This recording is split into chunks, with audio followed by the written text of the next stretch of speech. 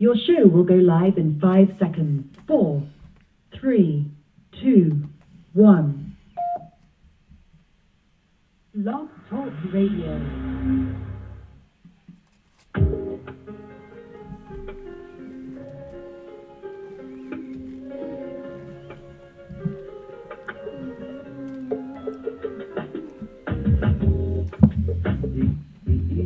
Where we're from,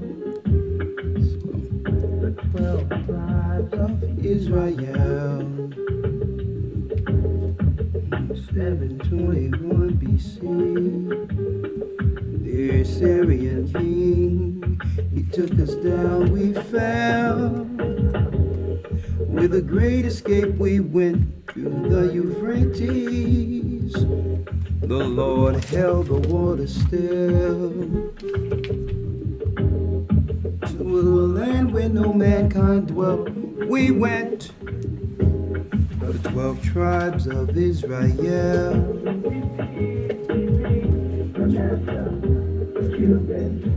Ephraim from Puerto Rico, Naphtali from the Isles of Hawaii. The Lord is calling back Israel.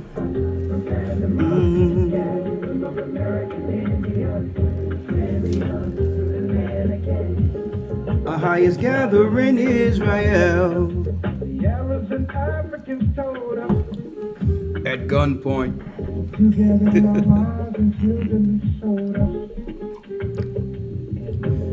Of these great ships we traveled in fear. By the rivers, I had a piece of paper with some stuff written on it. That's it. A higher gather us. Whoa.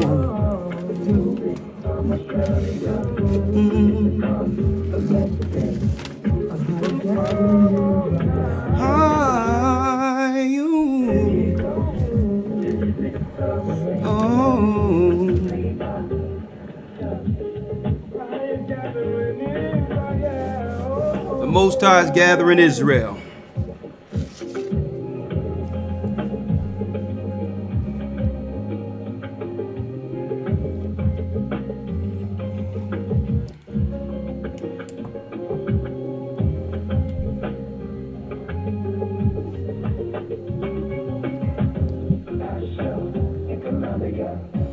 Reuben from Australia, Issachar, the Mexicans. That's who we be, we be.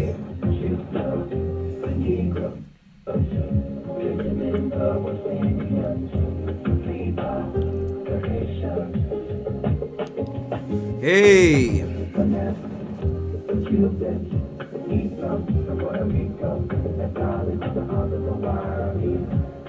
The Lord is calling back Israel.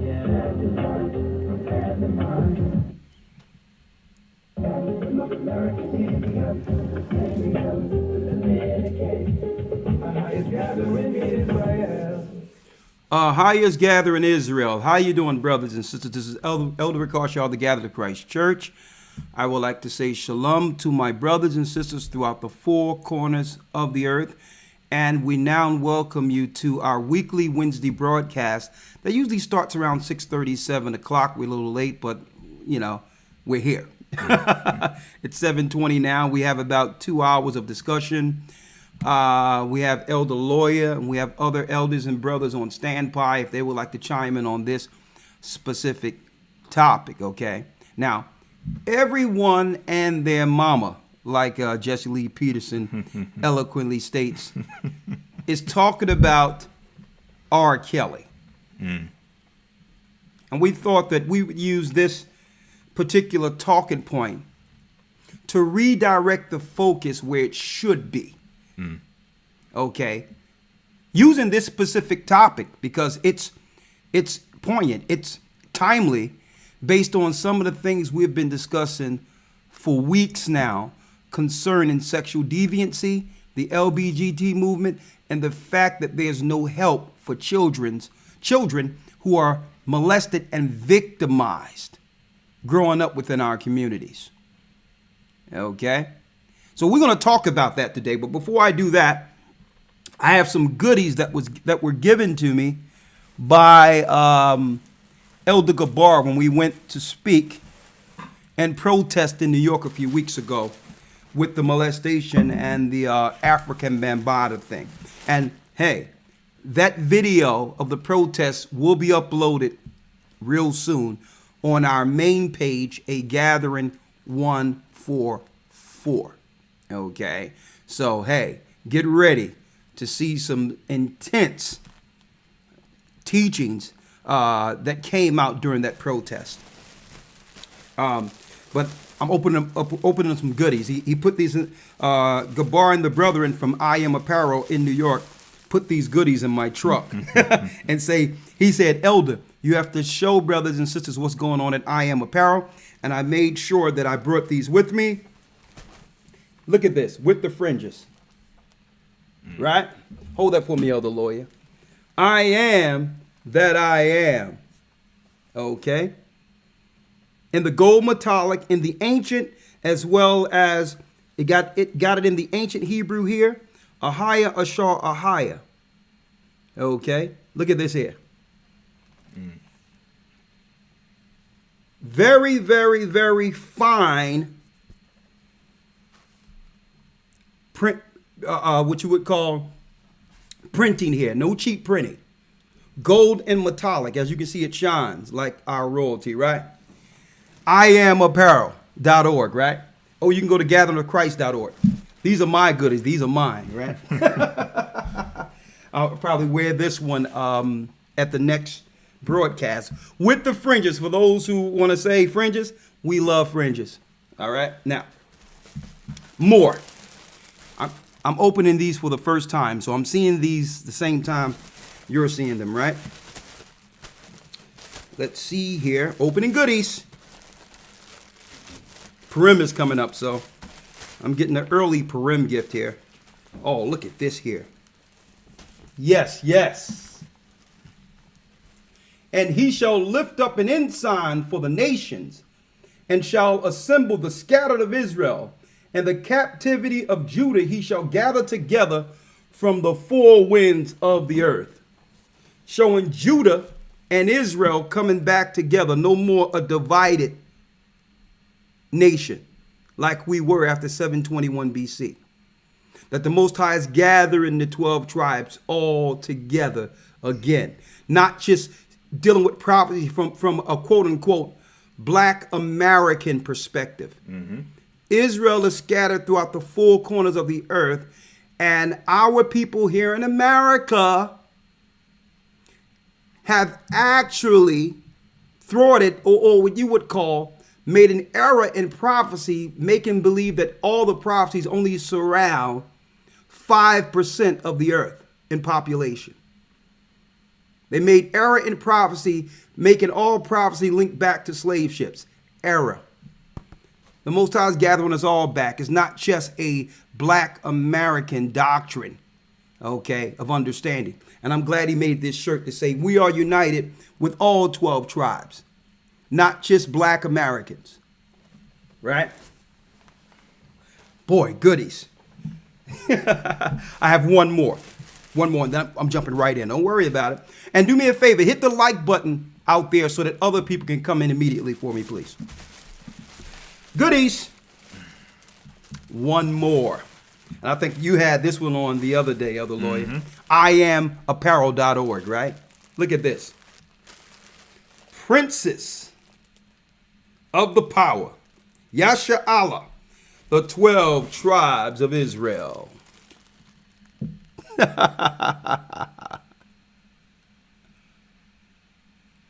And of course, we have the one that Elder Lawya has on, showing the Russian icons, Christ, Elijah, and Moses in the transfiguration from the Russian icons, the true image of Christ. And these images came out of Europe. Mm-hmm. So even the European powers understand that the true disciples, the true Israelites, the prophets of the Bible were all black. All right? I Am Apparel.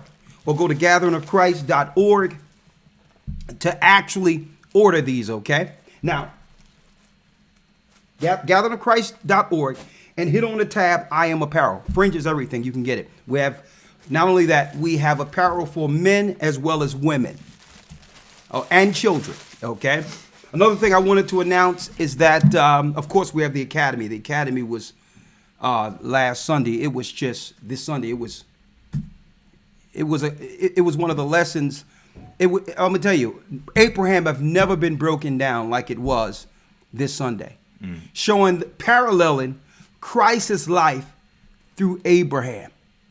Why Abraham, being the father of the promise, is so important as far as understanding, and how Abraham was able to tie in pre-flood.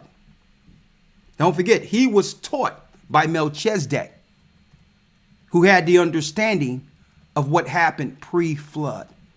Abraham was also threatened as a child to be killed at birth, like Christ, like Moses.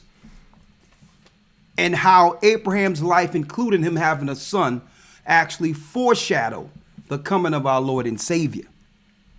So it was no hard thing for brothers during Christ's time to not have understanding of Christ if they followed and understood our father Abraham. Profound lesson last Sunday. And guess what? We're only 3 weeks in. So if you want to become a part of the Academy, yes, send an email to gatheringasone@aol.com to get in for this week's lesson. Who is Edom? And you know what? We're going to show you something about Edom this broadcast. Okay. Speaking about this R. Kelly thing. Okay. Right now, how many people we have in? We have 570. If you just come in, hit the like button so others can come in. I just wanted to make those announcements. Send an email to gatheringasone@aol.com if you would like to become a part of the Academy. We'll send you the 3 weeks you've missed. That way, you can catch right on up and follow us starting this Sunday with Who's Edom, and you'll be here for the next 2 months with us, right? You can also send an email, not an email, but you can go to historytimes.org, historytimes.org to enroll, or gatheringofchrist.org, okay? And of course, I'll be making other announcements, but let's jump right in. As you can see, Elder Lawya, everyone out there is talking about this R. Kelly thing as if this is new news, as if it just happened. Why is the so-called media focusing on R. Kelly right now? Right? And do they really care about the abused women and the young ladies who are a part of his quote-unquote sex cult? Let me drop this right now, okay? America is a sex cult. And I'm not in defense of any sexual deviant. Let me make that clear. But there's a reason why the powers that be are pointing to, one moment. One moment.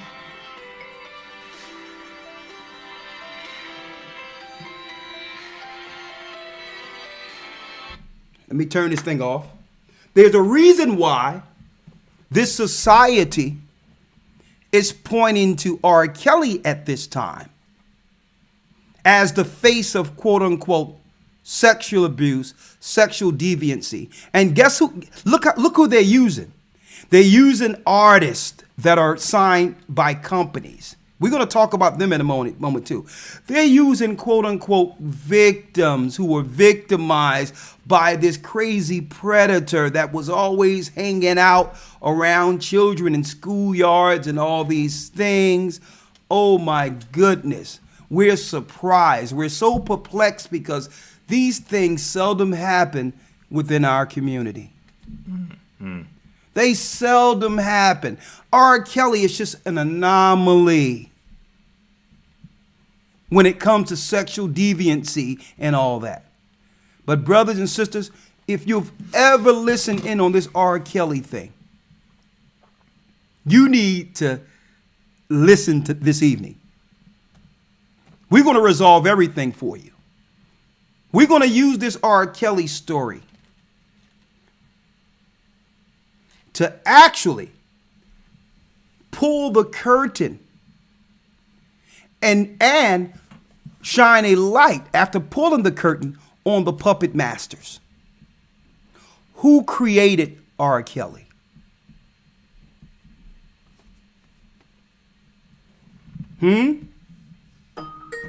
One moment. One moment here. Who created R. Kelly? Let me cut all these things off because I don't want no disturbances during this broadcast here. One moment. Do not disturb. There it is. That's what it was. Okay. Okay, it works. Who created R. Kelly? Now, the title of our discussion this evening: Broken Children Surviving Babylon. Hey, surviving R. Kelly. Our children need to survive Babylon. It's nothing to take a camera and shine a light on someone's enemies. Okay? And those that have a vested interest in destroying someone for your purpose. But for whose purpose? Who's benefiting from this? And I'm sure there's a lot of tape that was left on the cutting floor, Lawya, that you would never see concerning these interviews. So someone had a vested interest in getting all things to paint this man a certain type of way. And guess what? He was a willing participant to some degree based on his deviancy. If it wasn't for his accounts, they would not be able to use the deviancy against them later. But we're going to pull back the layers, brothers and sisters, today. Because they have information on all the people they control and can implode them at any time for their own vested interests. That's what we're going into tonight. Because the same way you notice no one is hearing about Bill Cosby anymore. And no one is trying to do anything for women to avoid other women being exploited by those who might date drug them. There's women being date drugged right now. And no one is paying attention to that. There's children right now that's being raped and all that, and that are being sexually exploited in the music business right now. But it's not time for them to pull the plug on the new puppets yet. Are you following me here? Bro, man, wait till we expose what's coming out this evening, brothers and sisters. Okay? And instead of us playing different videos and all that, we're going to break it down with documented news articles this evening.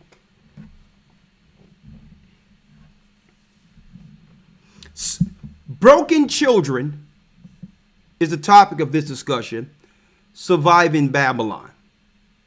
Sexual deviants and child molesters have destroyed as well as demoralized our communities as long as I could remember. What about you?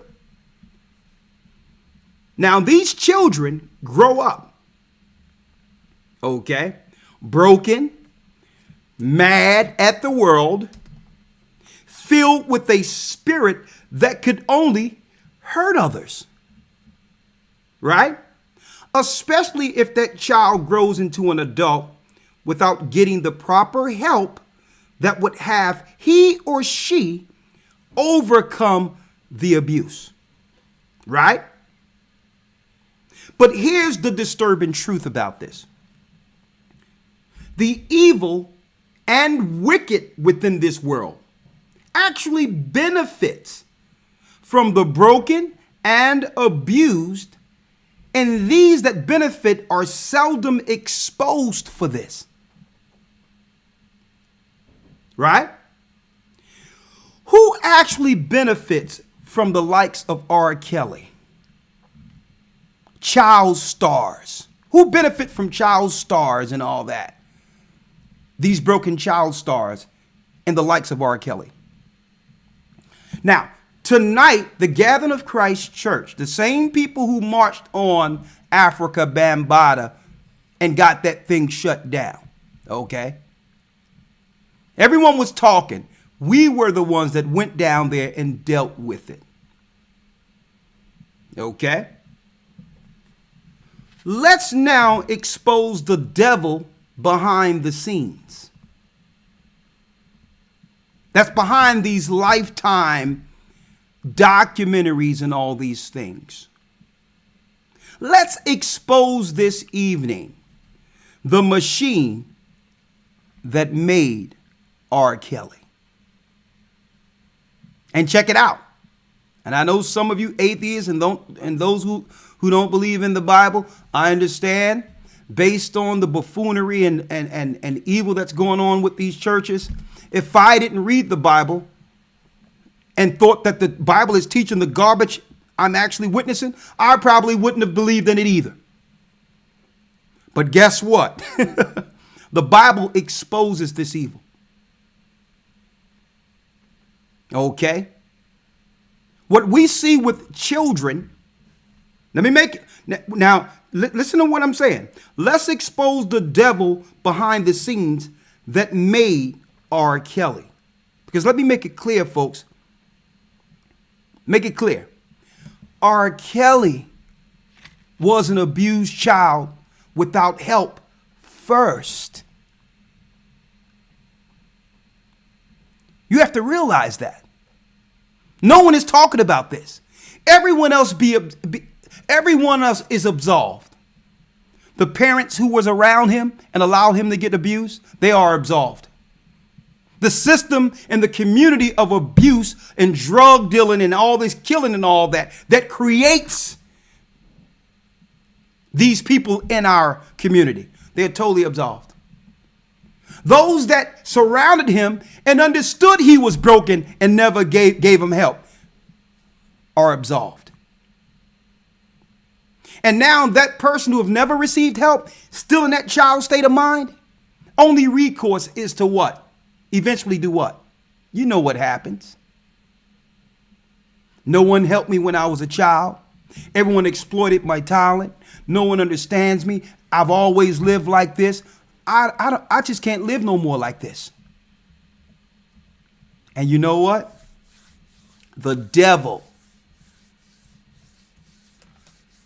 jumps in and takes everything. It's one thing, brothers and sisters, and I'm going to let you jump in a second, Elder Lawya. I know things are popping in your mind as I'm speaking. Right? Check this out. It'd be one thing if all of the money in publishing of R. Kelly actually went to those who've suffered going forward. See? Then that would be some type of justice, right? Okay, he exploited children. Now all the money he's made during his time of exploitation goes directly to the hoods and the neighborhoods that have suffered so because of R. Kelly.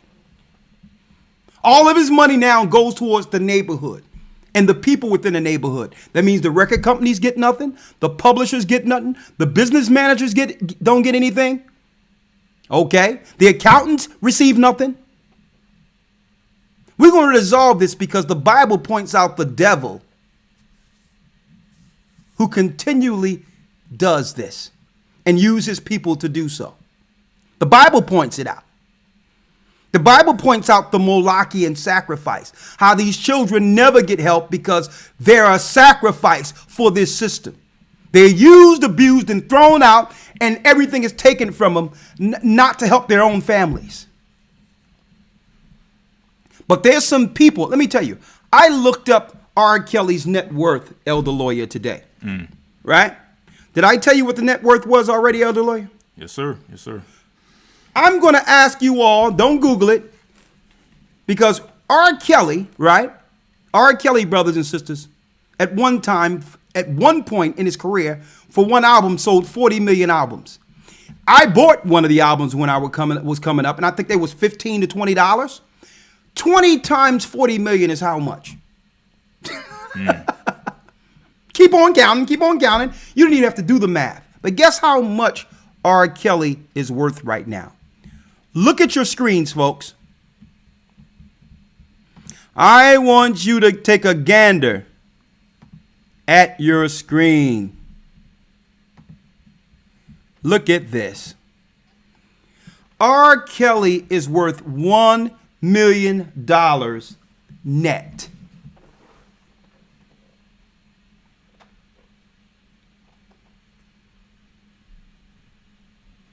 $1 million net. Now, mind you, brothers and sisters, this is what they're not telling you, and this is why they're going after him. R. Kelly has a catalog that's upward over $1 billion. Upon his death, that will multiply exponentially. Sony Music, his publishers, and all these others who are not black will take it all. And this is what these little so-called quote-unquote victims they're pulling out don't understand, because these people are broken too that they're interviewing, including the so-called music industry stars they're interviewing. Those people are broken also. Mm-hmm. They all quote-unquote need Jesus. Okay. So here it is. They're fronting, putting the broken in front of the broken, painting a narrative to steal the bag. Let's talk about it this evening. Okay. Who benefits? You know what? I know that the normal so-called media investigators and all that are not going to expose who's actually taken the bag and who have actually made these productions. Why? Because these so-called front people have a vested interest in not exposing their puppet masters. But we don't. We don't. We're here to expose the truth behind who's really orchestrating this campaign against God's people. Because don't tell me about you going after R. Kelly unless you're looking to lock up everyone, including the CEO of Sony Records who funded R. Kelly and his quote unquote, as you call it, sex cult.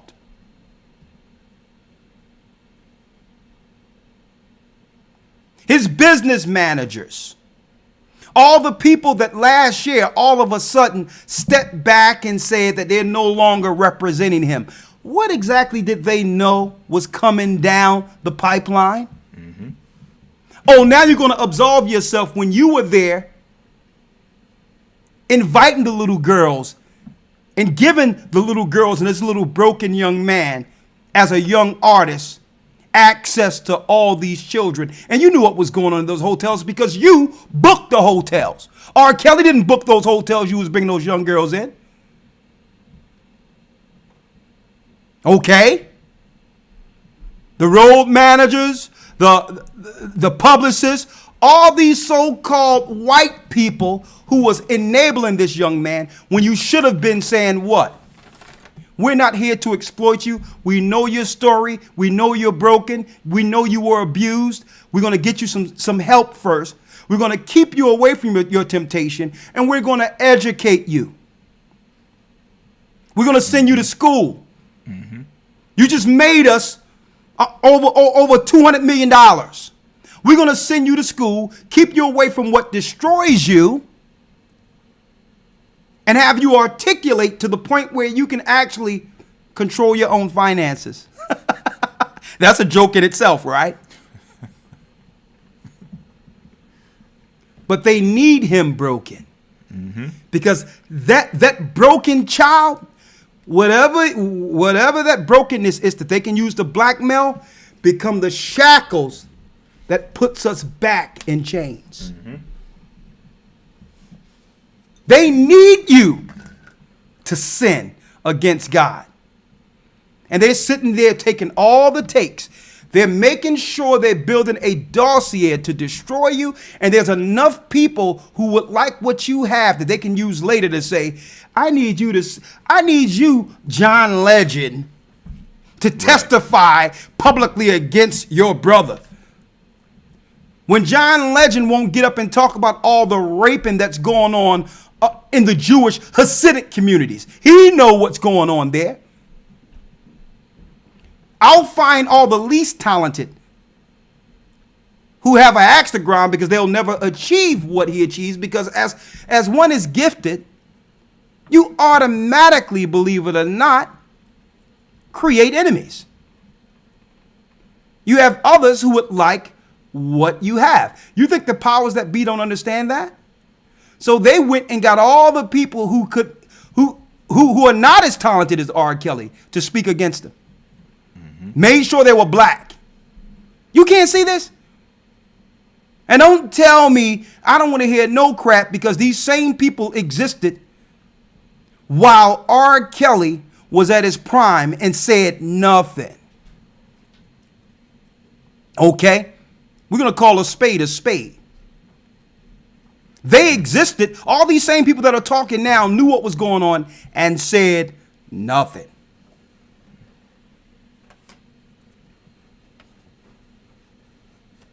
Okay, thank you.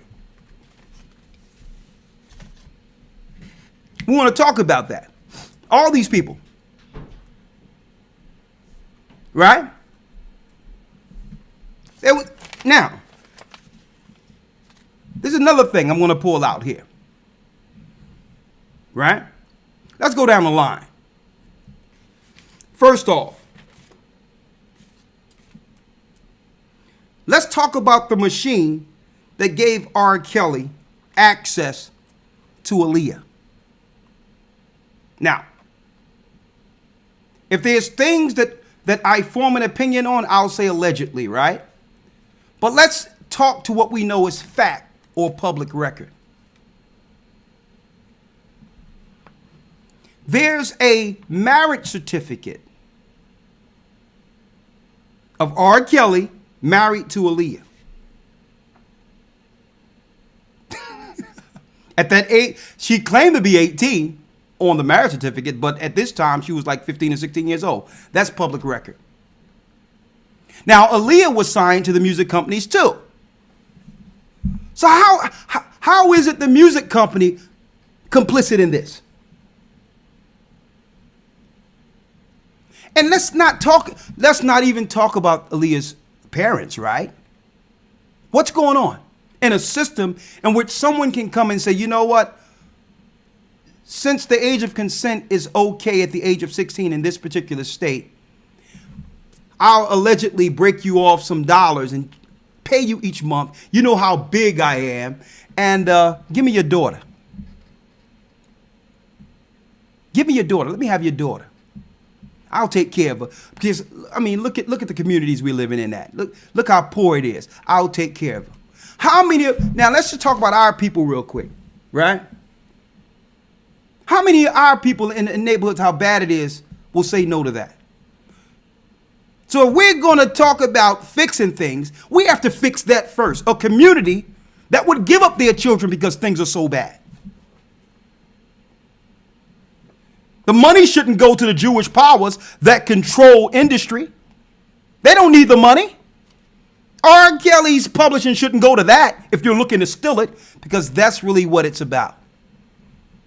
It should go to fixing the scenario or the communities that lead to pedophilia, that has the molestation, that leads to a system that's so bad in which they'll give up their own children for money.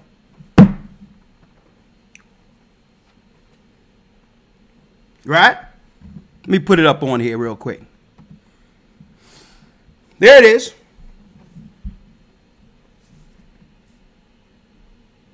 That's a broken brother and a broken sister, and no one, and she was a broken sister, may the Lord bless her soul, but no one is willing to deal with the system that creates what they're going after right now. Right? So we're going to talk about it right now. Right? Even Christ says you shall know the truth and the truth shall make you free. It's talking about the truth on everything, folks.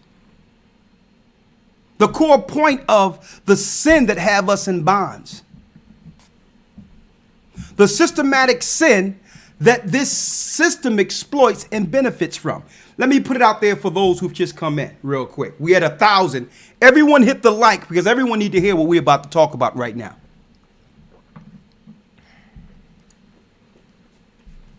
Broken children, and instead of this being titled Surviving R. Kelly,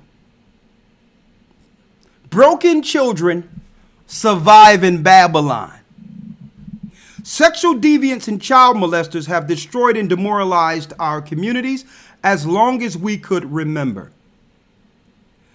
The children grow up mad at the world, filled with the spirit that can only hurt others. Especially if the child grows up into an adult without getting the proper help that would have he or she overcome the abuse. But here's the disturbing truth. The evil or wicked within this world benefits from the broken and abused, and these who benefit are seldom exposed for this evil. Who actually benefits from the likes of R. Kelly and child stars? Let's expose the devil behind the scenes, the machine that made R. Kelly. Because we're going to show you how this works real quick. And Elder Lawya, I'm going to let you say a few things before I jump in and start showing some pictures real quick. And for those who would like to chime in and discuss this publicly, you can call in 515-605-9327. Survive in Babylon. Survive in Babylon, broken children. Or vice versa, right? Now, jumping right in, right? All right? We're going to jump right into this. What we'll do now, and let's go back to before R. Kelly, right, quote unquote, was a star. Mm-hmm.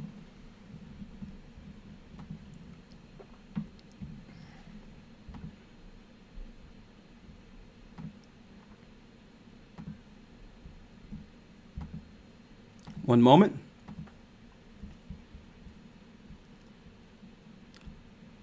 I need you to look at your screens.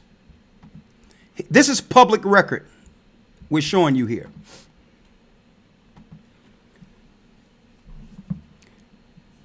Robert Sylvester Kelly was born January 8th, Chicago Lyon Hospital in Hyde Park, Chicago. He's the third of 4 children. Kelly's single mother, Joanne, was a singer. She raised her children Baptist. I'm going to deal with that in a moment also. Because look how much money the Baptist church made off of R. Kelly in his prime. We're going to talk about that. So obviously he was raised a religious man. He was raised as a religious young man. Kelly's father was absent. Listen to this. Key. Kelly's father was absent throughout his son's life. Right? So where's the help for this victim, right? Listen to this. Kelly's family lived in the Ida B. Wells Homes Public Housing Project in Chicago. Kelly's high school music teacher, Lena McGlynn, described Kelly's childhood home. It was bare, 1 table, 2 chairs. There was no father there. I knew that, and they had very little. Kelly began singing in the church choir at the age of 8. Now listen to this now. Kelly grew up in a house full of women. You see this? Whom he said would act differently when his mother and grandparents were not home. At a young age, Kelly was often sexually abused by a woman who was at least 10 years older than himself. And he says, quote unquote, I was too afraid and too ashamed. So obviously that stimulated him sexually at an age of innocence. No one is talking about this. Kelly wrote in his 2012 autobiography, Solar Coaster, about why he never told anyone. At age 11, he was shot in the shoulder while riding his bike home. The bullet is reportedly still lodged in his shoulder. Right? And there's so much I can draw that we all can draw from this. Right? You know the story. No one's there. Women is raising him. Mom is trying to make ends meet, leaving him in the house with other women that's dealing with all types of nonsense. This guy's getting sexually abused and all that growing up and going to church to try to pray away the pain as a child. Totally confused, like this God I'm praising and singing to where's his protection for me? And guess what, brothers and sisters? That little boy still exists, and no one is even trying to reach that little boy. You know why? You know why? Because it's in someone's interest for that little boy to die like that. Huh? He was illiterate. The Most High just gave him a gift, and that was his only place of escape in this world, is to be able to sing and articulate his thoughts through music. Okay? And guess what? Someone fell upon that gift and said, you know what? We have found our golden goose. He organically just can write, can do whatever. He draw from the old style music and the articulation, and because he cannot read or write, he's instant in the studio. He think it and sing it without read or writing it. But because he can't read or write, he's still in that stage of what? Shame. We can utilize that because now he's sheltered. Okay. And not only that, to protect and hide that shame, we're only going to allow people around him that's at his same, that's around his same age academically. Because he's not that intelligent, we don't want him shamed, so we're going to keep young people around him. Let's keep him dumb. R. Kelly's favorite restaurant is McDonald's, folks. He mentioned that live. All the money he could eat at all the lavish restaurants in the world at one point. His favorite restaurant is McDonald's.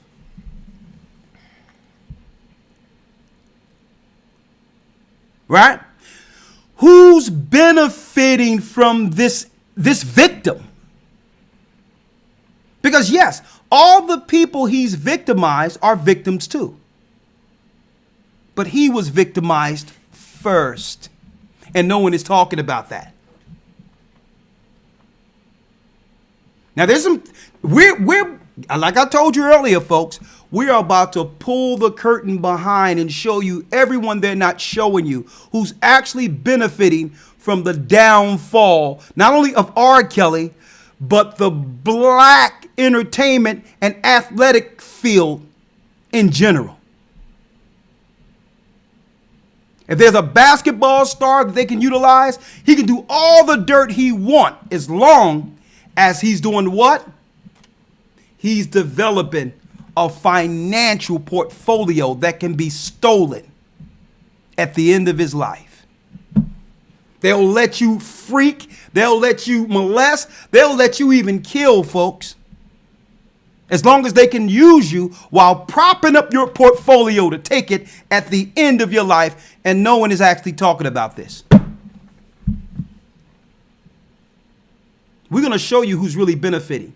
And I bet you, listen, I'm going to ask you who a certain picture is. I'm going to pull them in front of you. And I bet you no one knows who these people are. Like, for instance, can someone tell me who this guy is? Somebody look at them and be like, oh, he's like a regular old white guy to me. Who is he? Give me his name. Can anyone tell me who this white guy is? You have no idea, do you? We're going to show you his name. No one is tying none of these people. Who is this white woman, this Jewish woman here? Do you know whether or not these people have anything to do with R. Kelly? Who benefits from the fall of the black and talented, you might ask? So let's ignore to some degree some of the faces and some of the quotes they're putting out there, propping a camera and a mic in front of certain people for their cause. You have to look above the documentary. Oh, hell, surviving R. Kelly. We need to survive America, folks. Who creates R. Kellys? You want to say anything? Let me let you all in. Not at this point. You can continue. I'll come in a little bit later. You sure? Yes, sir. Yes, sir. Okay. Now, let's start here. One moment here.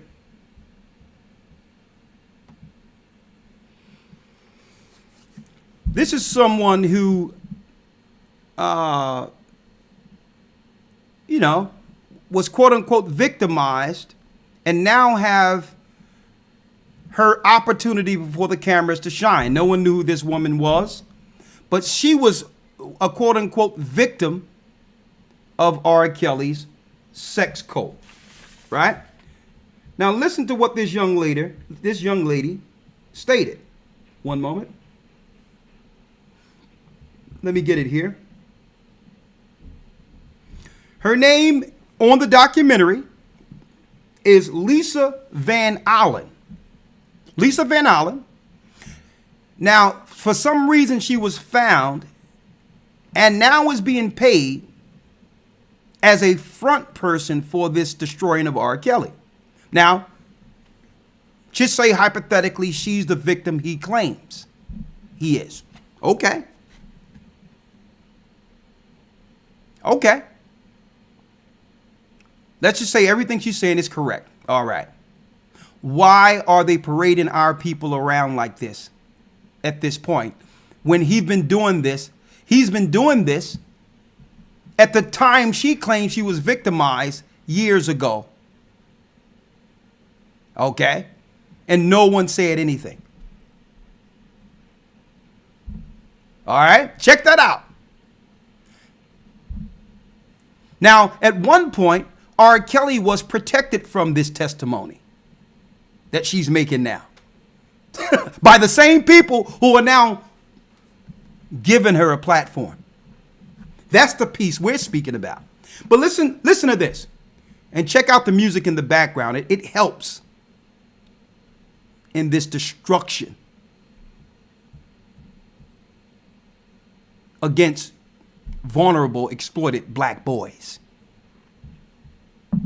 I felt special. I actually thought that I was his girlfriend. You know, I was living up there at that point.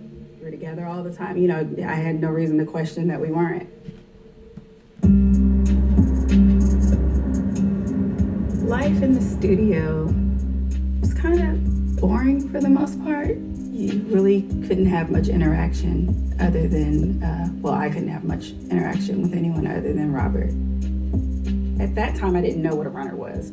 But later on, I realized it was just, the people that work at the studio, and they pretty much like run errands. My mom would call the studio. The runners would actually let Robert know that I had a phone call, and then he would let them know to transfer the call to me. I do know that there were times where when she would get through and she'd be upset and saying she couldn't contact me and things like that. So it very well could have been times where she was calling and they weren't allowed to put me through. One time, one of his friends came to the studio and he's speaking to everyone, and just a normal reaction, you speak back. Rob would get upset and say, "You're not supposed to speak to them. You don't speak to them." Now, mind you, they really care about this woman. They speak to you. They really you don't do. Say anything. Hold up. Pretty early on, he Now the dark music comes in. The dark music comes in with a dark face of R. Kelly. You know, a close shot of a dark, look like they went and put some dark tint on R. Kelly when the dark music comes in. Here comes Jack the Ripper here. pretty early on, he kind of introduced you to everything that he was into. It was instructed to call him daddy during sex, but it went from that to pretty much all the time he'd be daddy. Okay, now hold up. Now here's the abuse. The abuse is, it went to the point of him asking us to call him daddy.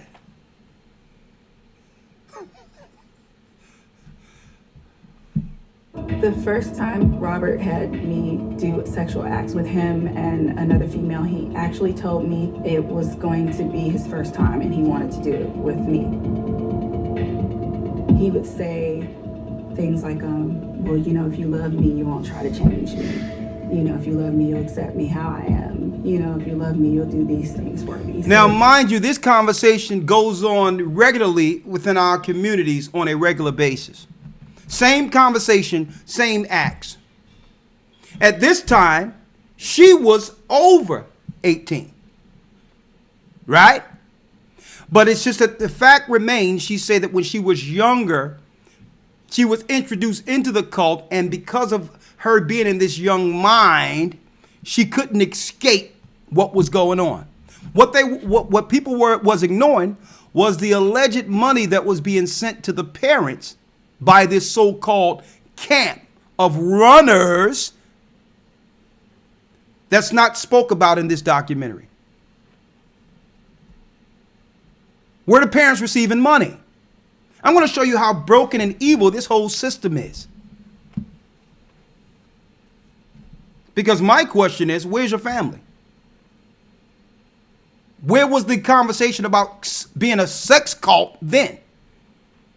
Where were your family?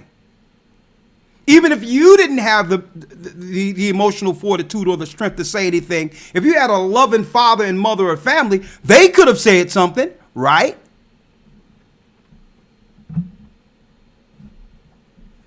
Those would be the little pep talks he would give me. Pep talks. Robert would film our sex acts sometimes.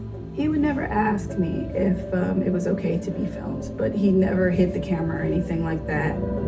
Once we did the threesome, it became more frequent. Then he started introducing me to other young women. Okay. So someone tell me, according to what this system allows in this earth today sexually, what people deal with every day, what was the criminal element of what we've just heard? What's that? It's going to play another video. Oh, Thawada. Now I had to pull this out because she's being paraded around, right? From one place to the other. And what she just mentioned was consensual activity after she was 18. Okay. Now, mind you, this guy's dead wrong. He's a whoremonger and all that. He's a broke young man that have never received help. But guess what? Sony Music and the others are making cash. They're protecting their golden goose. Their broken golden goose. You think they care about this woman?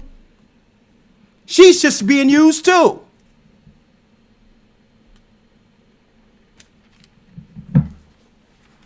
And why am I bringing this out, folks? If they're able to do this and taint the pool of the population that will judge this man, then what will they do to any black man in America? I'm not here to defend his acts. I'm just saying, what are they allowing on the books that can affect all of us negatively? When they can make allegations and accusations when, quote unquote, according to the law, he was already tried for for something, caught on camera and was deemed innocent according to America's law. And what I'm hearing now is way less than that videotape showing him dealing with a minor. But yet, he was found innocent in the courts. Right? He was found innocent.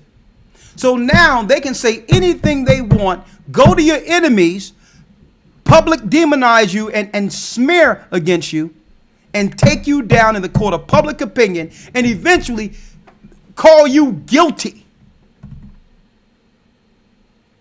Lock you up, throw away the key, and take everything you have.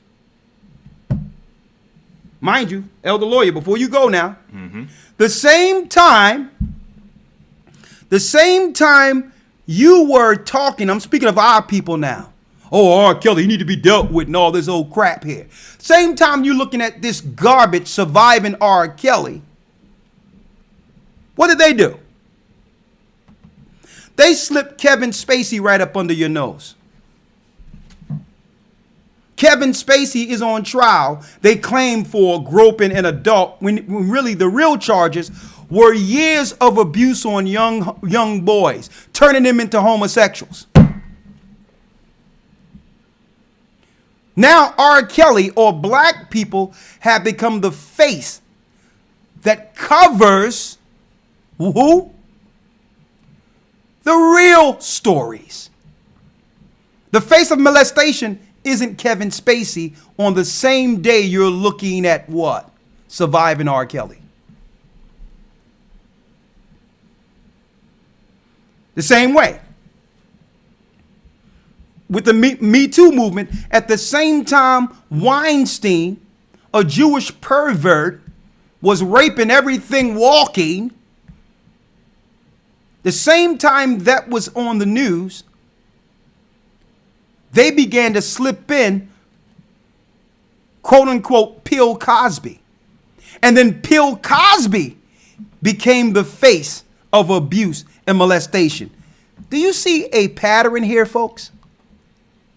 Is there a pattern? Do you see a pattern?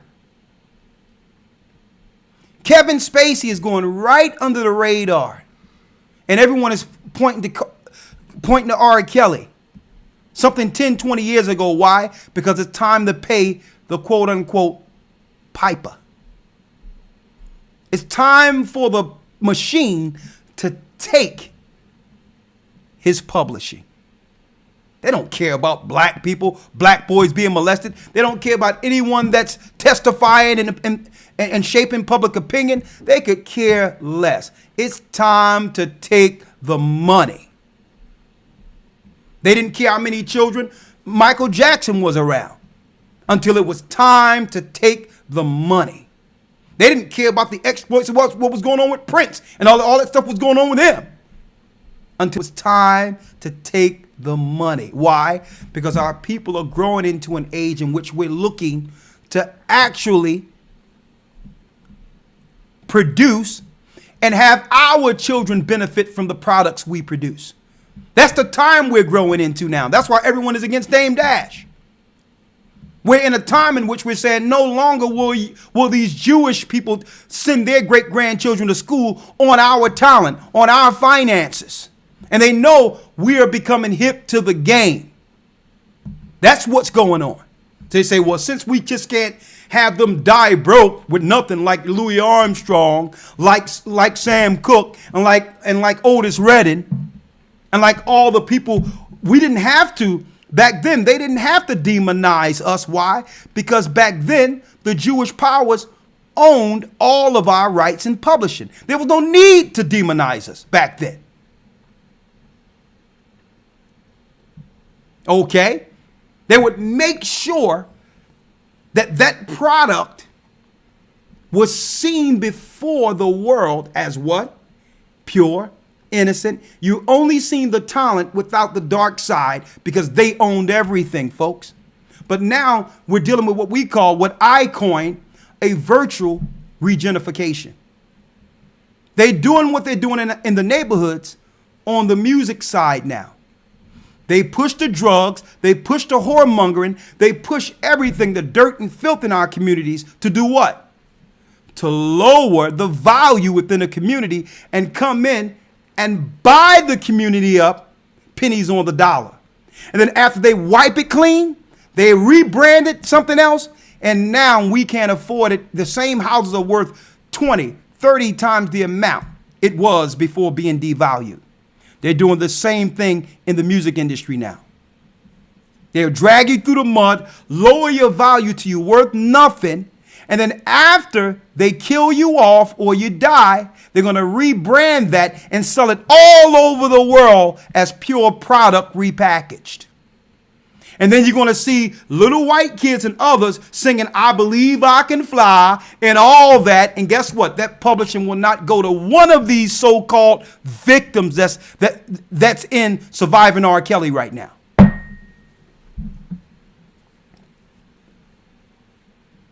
Now, we're going to show you the faces behind this, the faces. We're going to put some names to the controllers today. Okay? Who were the road managers? Who was managing him? Okay? The companies that were protecting him while he was so quote unquote raping children. Who were they? Who was the CEO during that time? Who are the A&R directors and the controllers? There's too many people that was around R. Kelly, this rich man with all this talent. All these people operating with him, protecting him, aren't complicit? What about his publicist who cleaned up everything that he was doing at the time in which he was doing it? What about them, the publicist? What about his quote unquote accountants who understood where every dime went? Who are they? None of you have done none of that research, have you? I did. Because I know that what they're going to do is parade their broken puppets before everyone to sway public opinion, because they know our people don't pay attention. I don't care what Common say. I don't care what none of these guys say. They're paid by the controllers. You have to understand how this is going to affect all of us. How these young children never get help and they die broke. That's what affects us. Because there's another R. Kelly that's being raped right now in our communities who have the talent, probably more talent than him, and will be used by the same machine.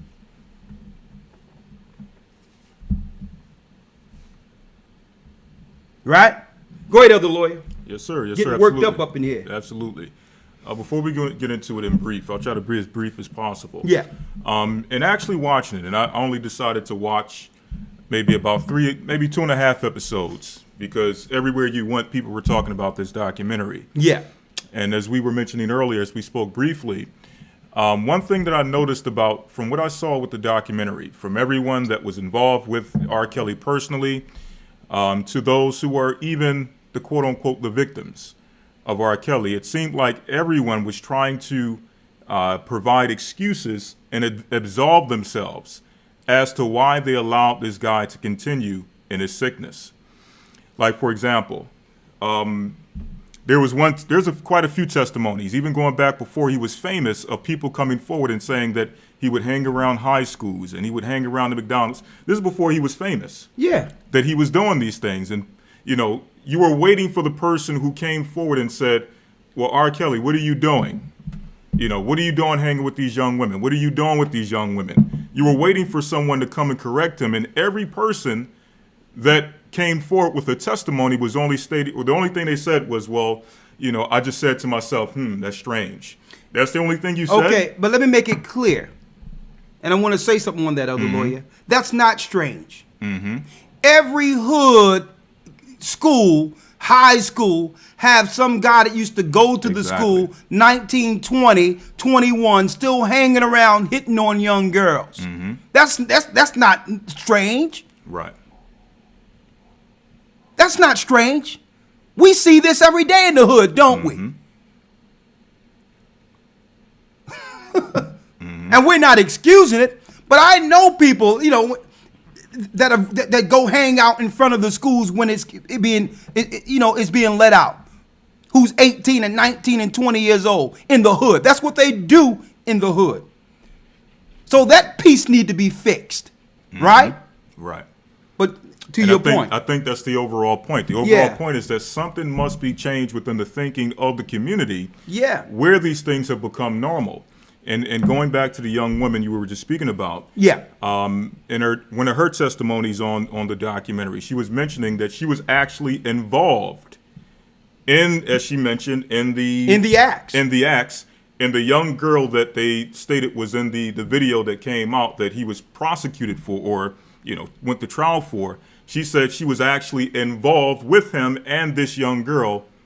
Exactly. So she's an accomplice. Exactly. To the crime. Exactly. So now they're actually propping and paying accomplices to testify against R. Kelly. Exactly. Exactly. So it's like all of these people are now, and the excuse she gave why she was upset about this wasn't because, number one, she was being told or being asked to involve herself in activity with other women along with them. That wasn't the problem.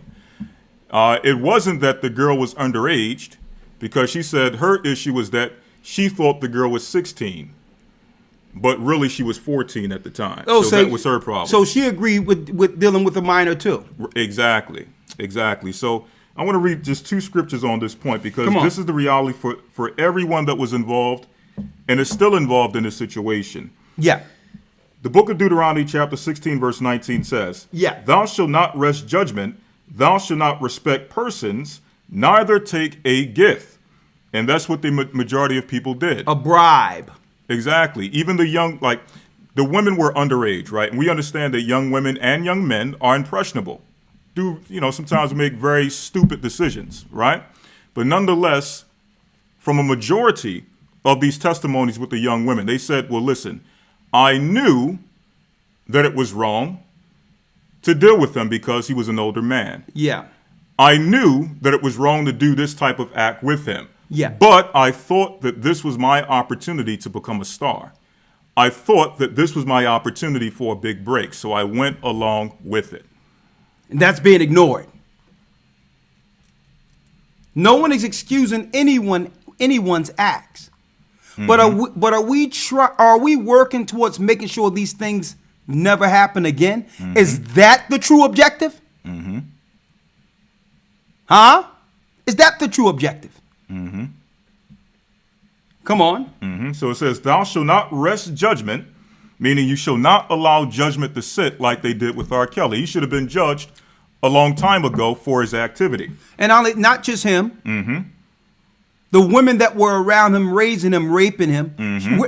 Where's the stories on them at? But the companies don't have a vested interest in finding them.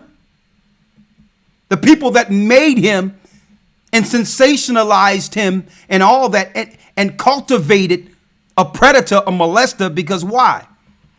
They began to deal with this young man before he could even understand what those feelings were. No one is talking about any of this, folks. And guess what? This is running rampant in our community. That's why we were in front a few weeks ago in front of SOBs, prophesying and saying that we got to fix this. Because guess what? We don't even benefit when these people are tried and convicted. The system does. The system have them work for nothing, but none of that comes back to correct or to heal or indemnify the communities that the deviants affected, that the thieves affected, that the stealers and the drug dealers affected. None of it comes back to help us. It only grandize the corporate system. Something is wrong with that. Okay? It's not like they're looking to try to heal people going forward. They're just after one man for one purpose. Come on. Thou shalt not respect persons. So, if you're going to judge R. Kelly, not only should you judge him, you should judge all of the accomplices. Exactly.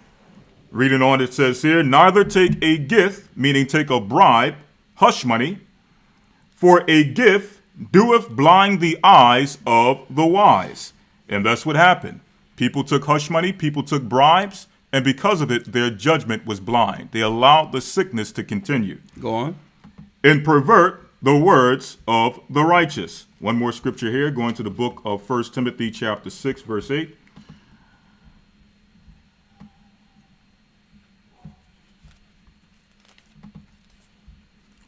Let me get it here. 1 Timothy chapter 6, verse number 8 down to verse 10.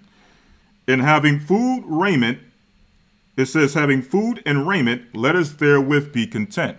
This is something that we have to address as a community, because a lot of us, we all grew up poor, we grew up rough, okay, didn't have much, but at least we had, to some degree, we were provided food, shelter, and raiment. We had enough to survive.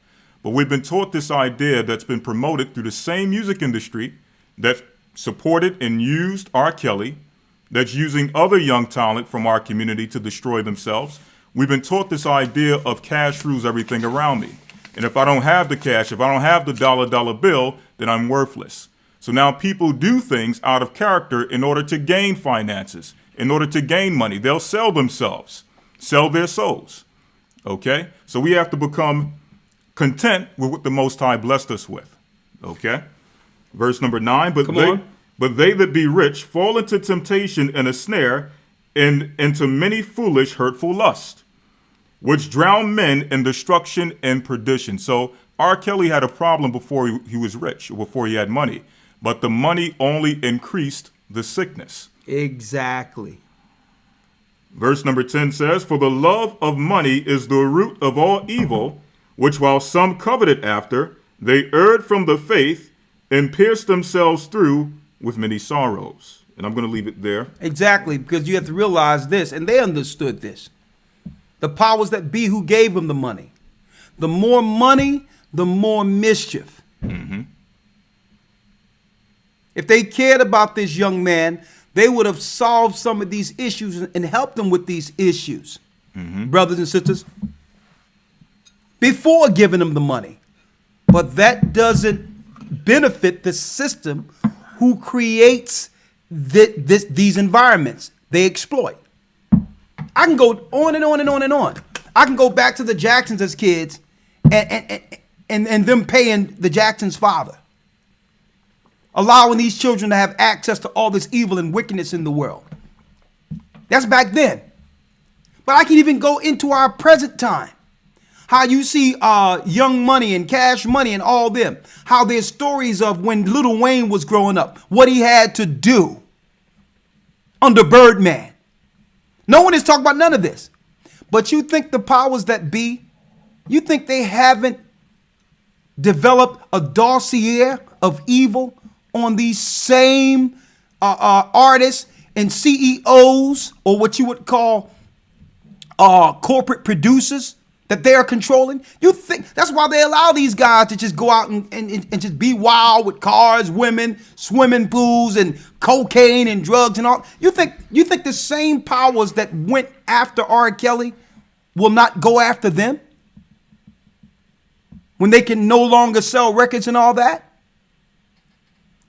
But no one are addressing the core issues, the deviancy, the sexual deviancy, the homes broken without family, the communities that's just engineering broke people, spiritually broken people, whom the devil continually exploits. And we are about to show you who's benefiting from this, because the girls that are being interviewed and all that, these stories are going to come and go. They're not going to care less about any of these people who testified, including R. Kelly's ex-wife, who've got tens of millions from the divorce. You think she didn't see what was going on or wasn't a part of it, allegedly? So we're going to go into the scriptures, because the scriptures point these out. Because the true benefactors of our brokenness operates in plain sight. But we as a people are always distracted by the sparkly thing. Oh, the star. That's the star, R. Kelly. Oh, this girl or that girl. Just the little puppets they place before us, without examining or figuring out who are the puppet masters. Who's so strong to the point where Russell Simmons, with all his money and finances and prestige, had to flee America. He had to leave America and go to a different island based on the dossier and allegations that were allegedly made against him, that the powers that be were about to pull out. He created Def Jam and had to turn it all the way over. We're going to show you, brothers and sisters. But before I do that, because we're about to pull back the curtain to show you the puppet masters. The puppet masters, we have them. Who benefits from the fall of R. Kelly, you might ask? You will see in a moment. You will see. But before that, let me take a few phone calls. And if you'd like to call in and talk about this, you can call in. We're live on Blog Talk, 515-605-9327. And this goes back to a broadcast we had a few weeks ago talking about Bambaataa and all that. You think the record companies didn't know what Bambaataa was doing? Mm-hmm. The father of so-called hip-hop and breakdance and that whole genre? You think they didn't know in those hotels? Guess what? Artists don't book the hotels, folks. Just like the girl mentioned earlier, you have runners, you have other people who are witnessing everything. And guess what? To some degree, sometimes the artists don't even find the people they're sleeping with. Okay? Mm-hmm. It be the companies and the runners and those that are around him be bringing the people to them. Mm-hmm. They have to show their worth to the quote unquote star, to show their usefulness, because they're not doing nothing else.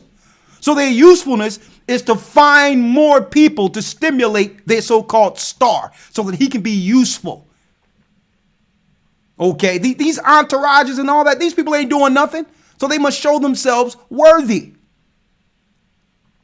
I grew up dealing in the music, growing up, and I was young, signed in the industry. I was young, and every place I went, there was grown folk and there was children too. Okay, I did shows at the Uptown when it was there, opening up for Shirley Murdoch, opening up for James Brown and all that, in my teens. Okay, another thing. The Wyndham Plaza. I was there when New Kids in the Block and all that was there as background dancers and all that back then. And guess what, folks? Guess what? In these hotel rooms with New Kids on the Block, New Edition, whoever they might be, grown folk was letting young children all up in these rooms, folks, with these kids. Okay? And I'm talking about young black, young women. And these young women were voluntarily going in to deal with all these artists. That's the system that's developed. That's what's going on in this world. I've seen it with my own eyes. And guess what? In that industry, how sick it is, age ain't nothing but a number. You heard Aaliyah sing it. They don't look at age in that industry. Y'all better wake up. The Bible talks about Moloch sacrifice. They don't care about newborns, let alone a 13, 15, or 16-year-old who can decide they're not going to follow their parents and go do what they want to do. This system don't even care about newborns. They're killing babies, aborting babies in the mother's womb. What hypocrisy. Oh, you care about young children getting abused, and sucking babies out of women. Mm-hmm. The same time. Give me a break. The same people now, the same people who are behind the industry and all that, supports abortion. Y'all better wake up, folks. Anything else, Elder Lawya, before I go to a call real quick? Go ahead. Y'all hit the like button so we can get a few people up in here. I know a lot of you have come in late. We have a conversation going on this evening.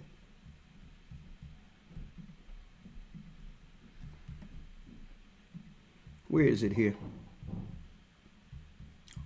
Right here? Broken children survive in Babylon. Sexual deviants and child molesters have destroyed and demoralized our communities as long as we could remember. We're showing you that what happened to R. Kelly at a young age is what our communities produces. Okay? It's not all we produce. We produce so many good things. But the reality is, sexual deviancy and children being molested is a norm amongst our communities. There's no protection for our children. Our children grow up broken, and I'm speaking about R. Kelly. He was a victim first, as a kid, as a child. But you don't want to talk about that, do you? Because it points to the system we're born into. The children grows up broken and mad at the world, filled with a spirit that can only hurt others. Especially the child. The child grows into an adult without getting the proper help that would have he or she overcome the abuse. But here's the disturbing part of this. There's evil and wicked people within this world over the corporations who benefits from the broken and abused, and these are seldom exposed for their wickedness. You seldomly hear about them. So we're going to break it down. Who actually benefits from the likes of R. Kelly and child stars who are exploited? Let's expose the devil behind the scenes and the machine. Let's this evening, if it be the Most High's will, expose the machine who made R. Kelly. You can call in 515-605-9327. I got a few announcements to make before we expose the devils who are behind all of this. Because there's no question. Do R. Kelly need help? Yes. R. Kelly is 51 years old. He needed help 20 years ago. And no one helped him. They aided him. And that's the part that's being exposed. That's the part that's being swept under the rug right here. He needed help not 20 years ago, but 30 years ago. 40 years ago when he was left home and was abused. And I see how people coming out just buying this thing, hook, line, and sinker. Oh, yeah, just because the media is showing you how to feel. When none of you, once that documentary goes off, not one of you will look into your own community and say, you know what, we're going to make sure that one more R. Kelly is not developed within our community. That's not made or engineered through sexual abuse. We're going to make sure that. And if you're not willing to do that, then you need to be quiet concerning anything else. If you're not willing to be part of the change. 618 area code. Come on in. You're live on Block Talk. Shalom, Elder. Shalom, talk to me.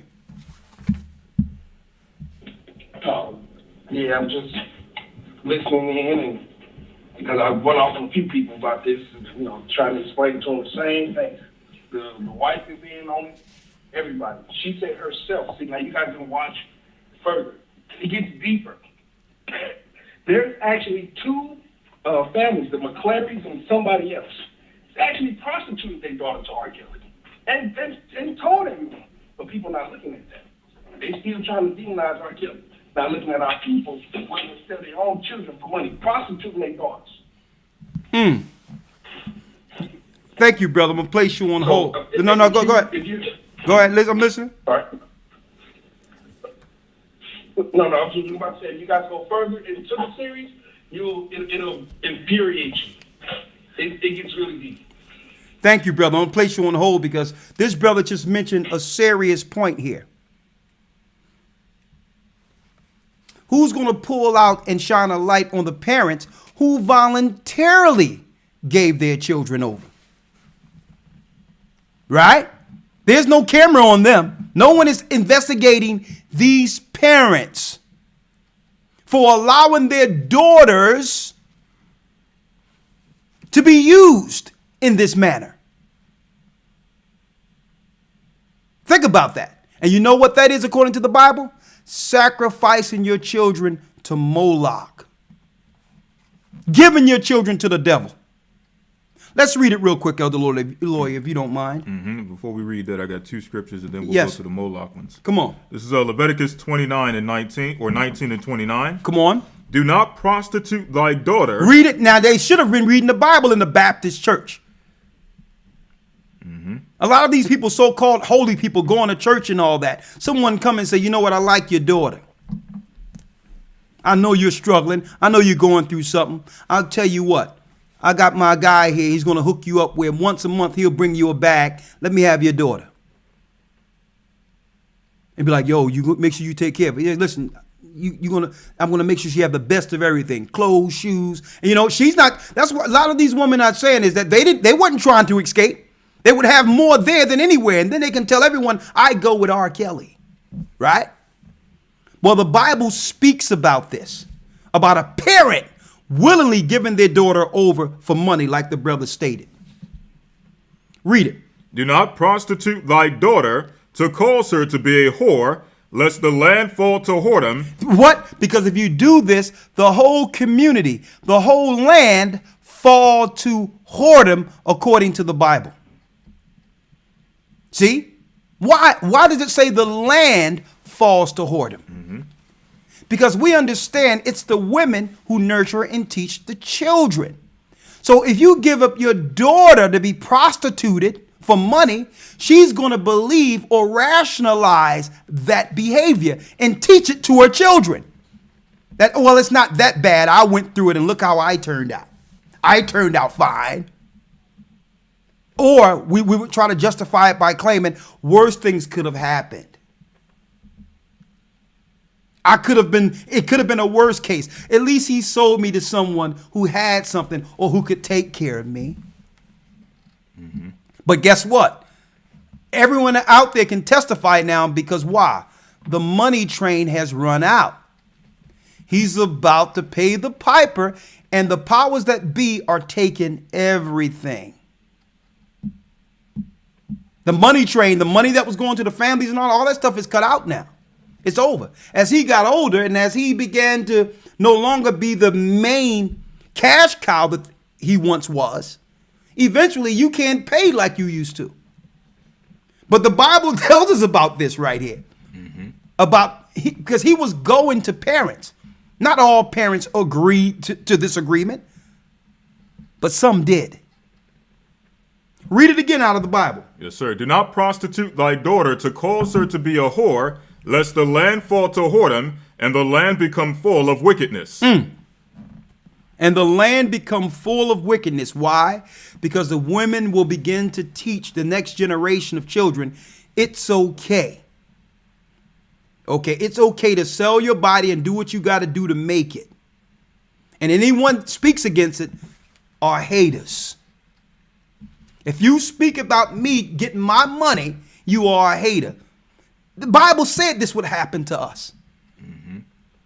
That's why the Bible told us in the law that we're not to take money and give over our children to anyone for money, for the bag. That's in the Bible. Chapter and verse again. Just say the chapter and verse. That was Leviticus 19 and 29. Okay, what's next, Lawya? Next we have Deuteronomy 23 and 17. There shall be no whore of the daughters of Israel, nor a sodomite of the sons of Israel. There should not be what? No whore of the daughters of Israel. No whore of the daughters of Israel. Read. Nor a sodomite of the sons of Israel. Nor of sodomites. What?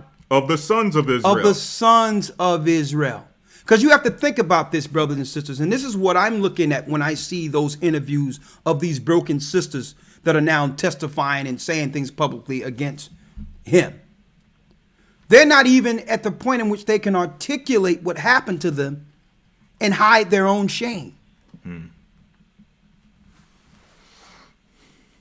You see how expressive she went into concerning her own acts in it? That show you that something happened to her. And what she can't even understand, what I'm saying, is shaming me. She couldn't even cover her own shame in it. She went into explicit acts to demonize R. Kelly, not realizing she was presenting herself as a harlot. This is what this system has normalized, brothers and sisters. Someone could have said, you know what? Let's cut. I'm not going to allow you to say that about yourself. We still want you to stay clean through this. We want you to appear clean. And could have wrote up a script for her to say that would keep her dignity intact. But they didn't want that because they don't want our sisters to present themselves with dignity. That's another piece you don't realize. R. Kelly is not the only one that's being demonized here. It's the sisters also who was victimized. You are being rolled out as nothing and being presented as nothing before the whole world. Check that out. What else you have, Elder Lawya? On the Moloch sacrifice. This is the book of Leviticus, chapter 18 and 21. Come on. And thou shalt not let any of thy seed pass through the fire to Molech, neither shalt thou profane the name of the Most High Ahiah. It says, thou shalt not what? Thou shalt not let any of thy seed pass through the fire to Molech, neither shalt thou profane of the Most High thy power. I am the Most High Ahiah. I am the Most High. That means sacrificing your children to Moloch, turning them over to the devil. Brothers and sisters, the synagogue of Satan, the people that run this world, worships Moloch. They worship Moloch. So anytime you bring your little child prodigy to the industry, understand who you're turning them over to. Mm-hmm. And I'm speaking to those like the younger Leahs who should have been protected but was exploited by the system. The parents bring their child and then trust an evil system to take care of them. Who turned her over to R. Kelly? Who turned her over to the industry? You know, in the industry, go straight to the parents and say, you know what? Here's some money on the side. I'm going to hook you up, give you a new car, a new house. And when you're in a ghetto and you get that first new car, man, it's like heaven. But you know what? I'm going to take all your children publishing and make sure that nothing goes to the children that will come from any union or marriage with that person. That money will not go to their grandchildren. It will do what? It will go to ours. Okay? It's our plantation. You are a slave. You can only deal with the benefits within this generation. You'll reap the benefits I give you while living, but not a dime is going to your children. That's a slave, folks. That's a slave. And I know some people are asking, well, why don't the rich people all come together who are black to make their own system against this? I know that's what you're thinking. We have intellects amongst us that are greater than a basketball and greater than, let me tell you, there's some intelligence amongst our people who are bouncing basketballs, who are in the music industry, who know exactly what we're saying here is true. But you know what's a shame? You have the system that created them with a dossier. Mm-hmm. No one walks through this earth mistake free. And you have some people who have taken inventory and have actually began to do what? Create a log on your life that they can use to destroy you afterward. That's why brothers can't come together. They can talk about it. You think Puffy and all these guys, Jay-Z, don't sit around and talk about what's going on and how they can really do things themselves? You think not? But they know, they like, man, it's that one night. It's that one night that, you know, it's that one night. They got me on that. Mm-hmm. But what they'll do, if they smart, they would just secretly do it and let someone else be the face of it, like the Zionist does it. You don't have to tie yourself to it. You can all come together and just get somebody squeaky clean with no dossier and do it that way, like your corporate board operates.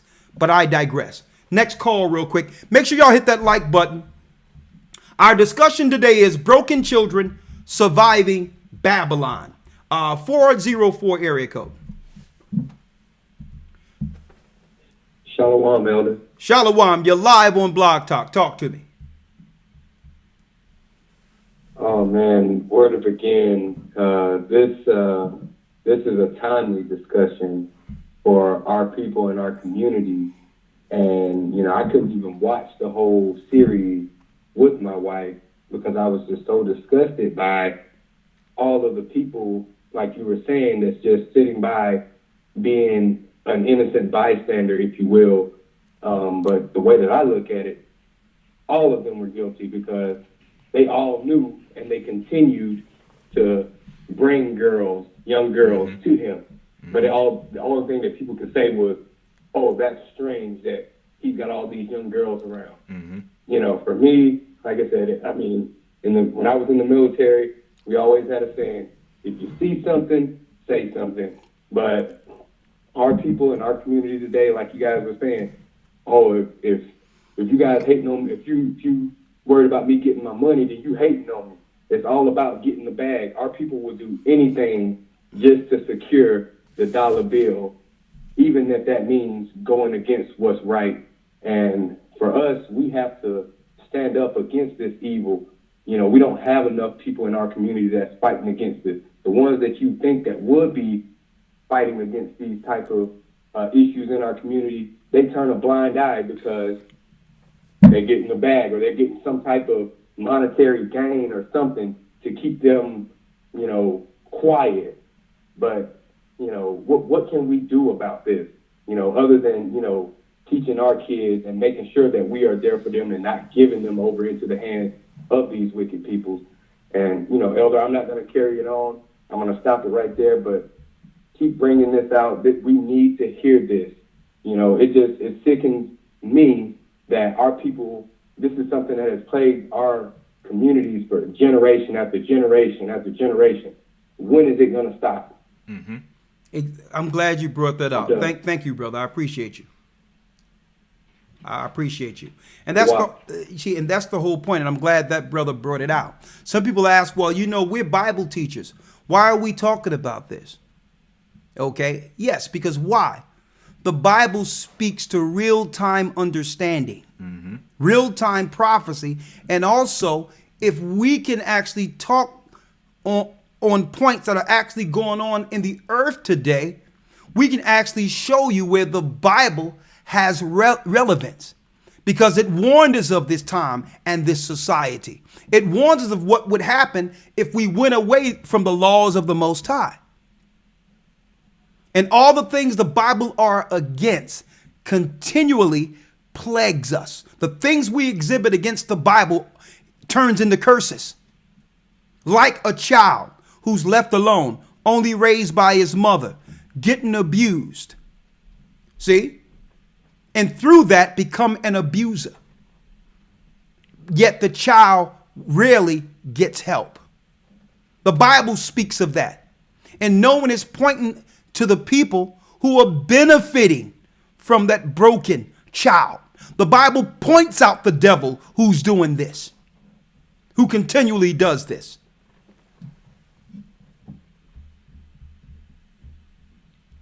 One more call. The phone number, 515-605-9327. What I'll do is we're going to just take a short break, make some announcements at the top of the hour, then pull back the curtain and show you the wizards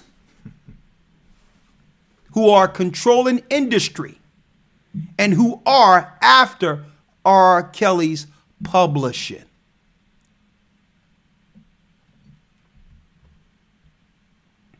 605 area code, because it's all about the mighty dollar. They don't care about those girls. They don't care if girls were killed during that whole thing. Talking about a sex cult. America is a sex cult. Anything outside of marriage is fornication. Okay? And the only people that are actually getting married now are freaks who are not married according to the Most High God. So marriage is no longer pure anymore. So they're talking about, yeah, he had this sex cult. What is America? What has this world become? Sodom and Gomorrah.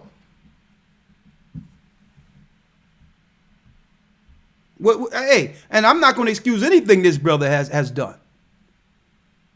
But that's learned behavior, what he's doing. What parties were he included in which he say, yo, I need one of these? What sex parties and all that? You have to realize when you hit a certain echelon of fame, the doors are open and the red carpet is rolled out. And the red carpet, brothers and sisters, you have to understand what that represents.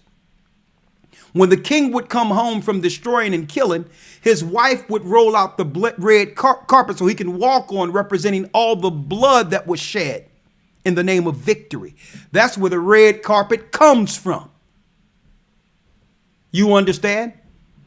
So you have to realize when you reach a certain echelon in this system, the red carpet is rolled out for you. And you are introduced to all types of sexual deviancies and all that, and spirits who, quote unquote, can help you hone your, quote unquote, craft. Craft. See? So they allowed him to have his little circles. They enabled those circles. They helped him with those circles. And they covered and gave him a good image the whole time while he was with these women. Who are they? The Bible explains who they are. You're waiting for the Antichrist, and the Antichrist is operating right now. They're over your churches. Okay? They're over your industry. They are over your record companies. Okay? They are your stage managers. They're everywhere around you. It's their machine. The Antichrist is not one man. It's a whole family of them. Next call, and then we're going to go to a break, and I want to just make an announcement, and then we're going to, like I said, we're going to pull the curtain and show you the wizard. The people that are looking to grab the money bag after this story is dead and buried. And then after they destroy R. Kelly and take his publishing and money, they're on to the next. They're on to the next guy that they'll destroy. Anyone that we respect with any level of talent or have care for will be destroyed. They want all black men to go out soiled. Can't you see this? Don't tell me you can't use your same publishing machine to paint him rosy like you did while he was actually in his prime. But why don't you? They want all of us to go out of this world taking a perp walk. One more. 605 area code. Shalom, you're live with the elders. Shalom, Elder. Shalom, you're live. Talk to me. Shalom. Shalom. Like, another thing that I noticed about it is this right here. You got so many people today who can't even have a normal conversation without being perverted. And those things affected me as a child. Because, like, I just sit on the porch and I see the brothers out talking, or I hear the sisters out talking, and it was always perverted. You know, that type of knowledge will puff you up. So when you're growing up, you're thinking those type of things are normal. And you don't realize how it affects you until you get older, because nobody's there to pick up on it. But I'll just leave it right there. You know, I like to hear what you got, your remarks about that. And I was just having another question about the Minnesota body. I was hoping somebody could call me so I can get affiliated with that. Okay, one moment. You have an ink pen, Elder Lawyer? Let me write down the brother's number right here. Okay, hold on. Let me get your name, brother. Let me have your name. Tazadak. Oh, Tazadak. Sadak. What'd he say? Yes, sir. Oh, this is Tazadak? Yes, sir. Oh, okay. Shalom. Shalom. Okay, we'll call you because we'll be setting something up very soon there in Minnesota. So don't worry about it. I'll call you. All right? All right, that's good. All right, bless you, my brother. Shalom. Shalom. Okay. We're going to make some announcements real quick, and then we're going to show you who's actually benefiting from surviving R. Kelly. Again, I'm going to put this out there. There's people that benefit from the curses of the children of Israel, who we are. Okay? Just like if there's murders in our community, in the Bible, if you was to murder someone, their family are the only people who could benefit or be indemnified. Okay? For that particular pain and suffering. If you stole from that family, the money would go twofold to the person you stole from, or whatever the case is, whatever the law says. But we're living in a system in which all the crime is developed within our system. And then through that, none of the people that actually suffer the crimes are benefited. We go into the corporate structure and work for free, which is slavery. And that benefits the plantation owners. And I'm saying that to say, if you were to just examine this as an example with this R. Kelly thing, all the women that were abused should be the ones getting all the publishing of R. Kelly once this thing is done, right? Shouldn't they be the ones? But no, they're not going to get anything. They're in their 3 minutes of fame right now and getting a few $100 or $1,000. But after it's said and done, they're going to use that testimony to take everything that would have went to R. Kelly's family. See? So some Jewish kid that no one knows will be able to take care of his children and grandchildren off of I believe I can fly. And that's what none of you are seeing. That's what you've been ignoring. We're going to reveal the machine that made R. Kelly. Let's make some announcements real quick. Yes, sir. Yes, All right. Sir. Of course, first and foremost, a moment here. Yes.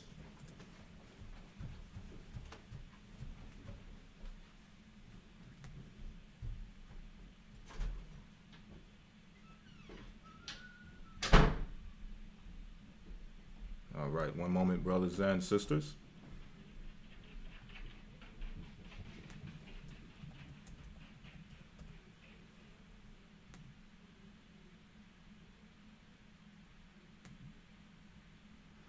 All right, first and foremost, we're excited to announce the formation of our new worldwide HQ location for the Gathering of Christ Church in Philadelphia, PA.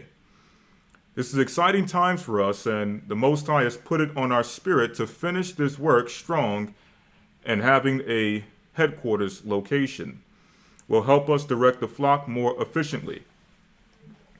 We expect to open and operate by January 2019. In fact, in the week we will be actually celebrating the grand opening.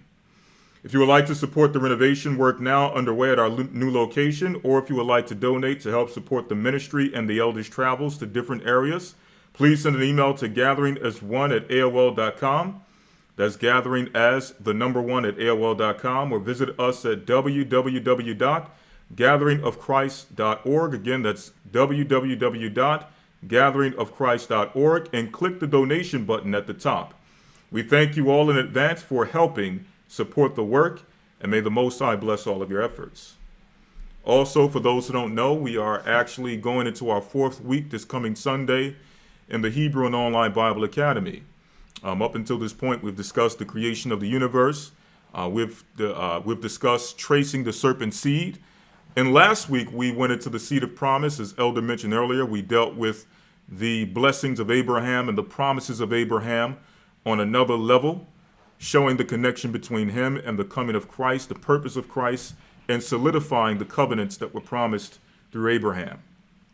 If you're interested in becoming a part of the academy, you can send an email to gatheringas1, that's the number 1 at AOL.com, or you can go to gatheringofchrist.org. Okay, go to gatheringofchrist.org, and there we have a tab for historytimes.org, where you can actually enroll directly from that site. Again, the name of that site is historytimes.org. When it comes to the GOCC 2019 Hebrew calendars, we have been working hard on the design and development of the GOCC 2019 Hebrew calendar, and look forward to sharing the new catalog with you all soon. We'll be taking pre-orders for the GOCC 2019 Hebrew calendars on our site starting December 21st, and we expect them to be ready for shipping to your homes by mid to the end of January. To pre-order your calendars, you can go to historytimes.org. Again, that's historytimes.org. Also, if you would like, you can check out the website for I Am Apparel, which is iamapparelstore.org, to purchase some of the merchandise that you saw earlier, shown by Elder Rawchaa, as well as the shirt I have on now. This is all from iamapparelstore.org. Last but not least, if you haven't already, please go to our website and check out the GOCC network, in which we have a list of different businesses and services that we provide for brothers and sisters who, for those of you who are out there who are looking for anything but from legal services and things of that nature. I believe now there's a site on the or business on the network that deals with taxes and things of that nature, all the way down to things such as body products, healthcare products, so on and so forth. All of those things and more can be found on the GOCC network, so you can check that out also when you have the opportunity. Thank you, Elder Lawya. Thank you. Thank you. I'm back. Shalom, brothers and sisters. For those who've just come in, we are talking about, since that's the conversation right now, this thing surviving R. Kelly, but really, you have to realize what this is really about, and we're going to reveal this today. And to show you how it affects all of us, prophetically and biblically. Mm-hmm. Our title, Broken Children, Surviving Babylon. Because what? This is about protecting the youth, right? Making sure that our children are protected. That's what the underage are not victimized.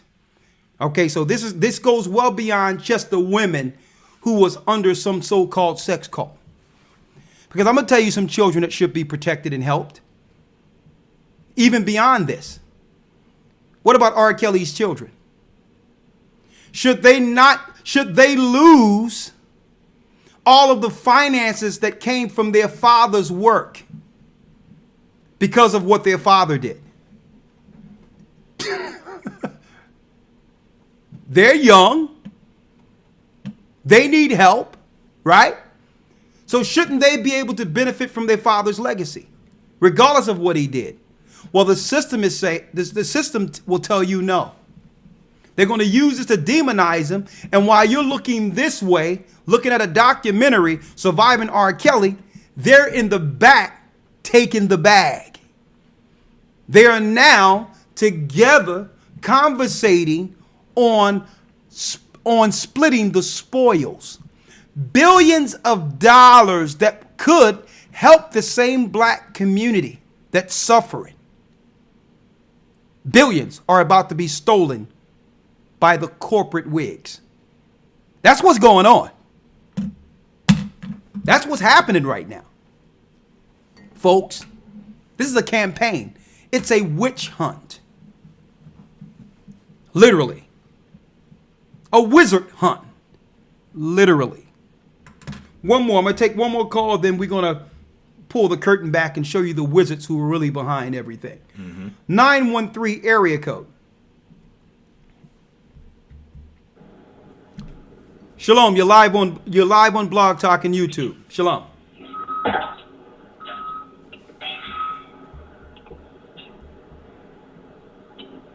Going to the next call. 832 area code. Matter of fact, I'm going to 353 area code first. If you don't pick up immediately, I'm going to the next call. 253. 253 area code. You're live with the Gathered of Christ Church. Hello. Hello. Shalom. How are you? Talk. Let's get it. We got about good. 50 minutes. Yeah, I looked into some information, production company that's producing the show is a known sodomite. That's the one that's producing it. And some of the shows that he produced are Real World, Bad Girls Club, and Keeping Up with the Kardashians. And also, Okay, so when who? I did watch the show, I okay, seen that. okay, brother. If you're gonna Go come, ahead. bring some names. Who's the person that's behind producing the show? That's overall over producing the show. The guy's named Jonathan Murray. Jonathan Murray. Who a is he? known Is sodomite, he a known sodomite? Is he black or white? and he's white. Right? Okay, so you're saying there's a white homosexual that's behind And, behind the production of Surviving R. Kelly. Yeah, and Interesting. the shows they produce are Keeping Up with the Kardashians and Bad Girls Club and some other just wicked shows. And also, if anyone wanted to look it up, they'll see that they've been accused of sexually assaulting some people on their shows. Some people had, like, put some charges against them because some of the people on their shows said they were sexually assaulted during filming. And I can't really go into it, what actually happened, because it's pretty bad. But if anyone looks it up, they can see it. Okay. And also, when I was watching the show, the parents that were throwing the rocks at the window, someone released photos of them with their daughter at an R. Kelly concert. So it's just like, because the production company is actually the people that started reality TV. So they're the pioneers of reality TV. So they, they just pretty much had those parents acting. Well, I won't say I don't know, but the point is people release photos of the parents, the mom particularly, with the daughter and R. Kelly at a concert. But on the show, they're saying that, he's been hiding them or they can't see their daughter. But then I'd seen that some people released the photos of the mom, the daughter, and R. Kelly at a concert. Oh, that's interesting. That's interesting. All right, brother. Thank you for pulling that out. So we know all in all that Hollywood has a vested interest, okay, in doing this, okay, with the corporate structure that that stands today, right? Now let's go back. In 1994 and 1995, when R. Kelly was at the height of his what you would call stardom. At the height of his stardom, around 94, 95, around that area. Okay. At this time, he was signed to Jive Records, and the CEO over Sony and all that was who? The guy before you name is Doug Morris. Now, of course, this guy here, you don't know who this guy is. Now, this guy had nothing to do with any parties or going out finding girls for R. Kelly, anything like that. But no, of course. But you don't know who this guy is. But check this out.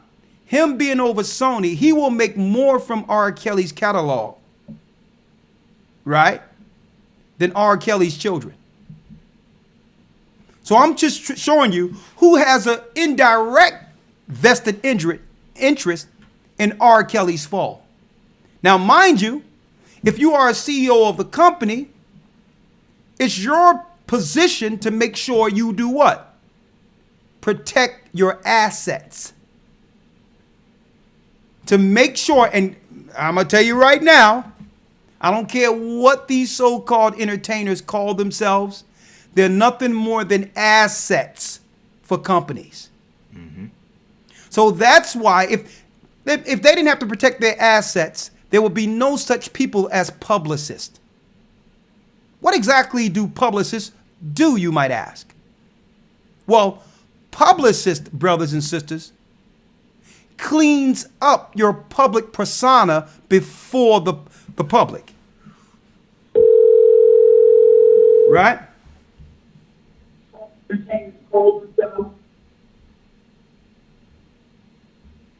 That's what they do.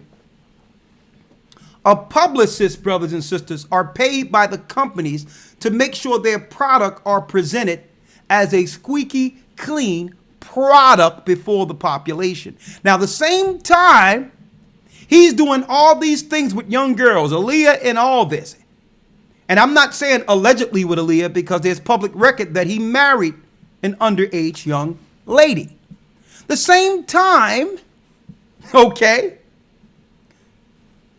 the same time this was happening, there was no documentary anywhere by the name of Surviving R. Kelly. Why? Why? He was caught red-handed. Why? During the same time that he was selling millions and millions of records, no documentary. You're not curious at all to why? I know why. Someone had a vested interest in keeping this away from the population. Okay?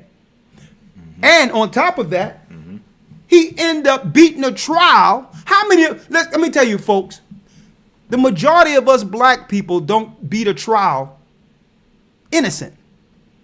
How can you have your face on a video with an underage girl and then someone come out publicly and say who the girl is and all that and not be convicted? You think if that video came out 2 years ago, do you think he would have been deemed innocent in a trial now?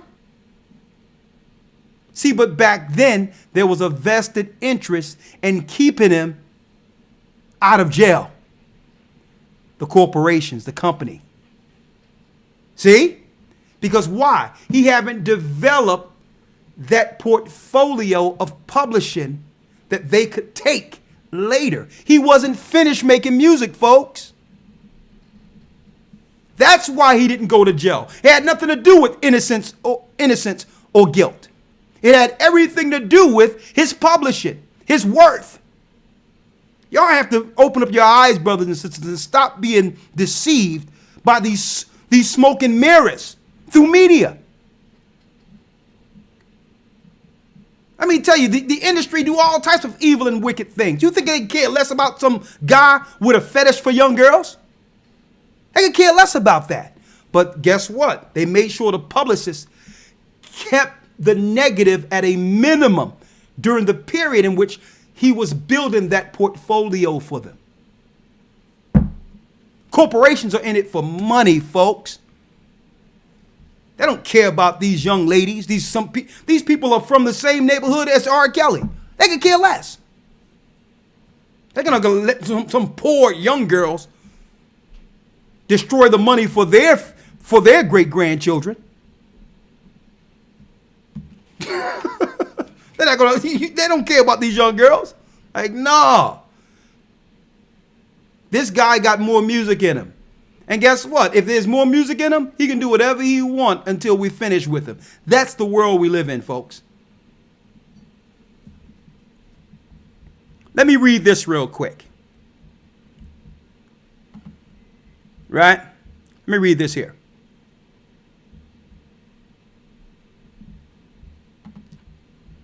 This is from the Chicago Tribune. R. Kelly being sued by former business manager.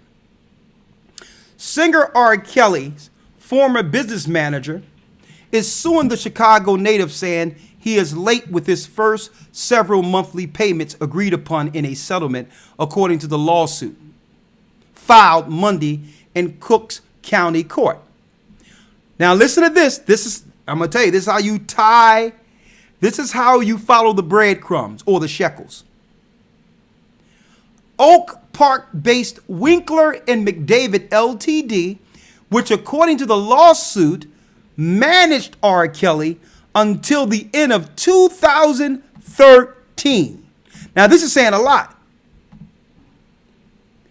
You mean to tell me this law firm was down with Kelly all the way up to the year 2013 and didn't do anything or didn't say anything or look into being lawyers of a sex cult that was going on in the 90s?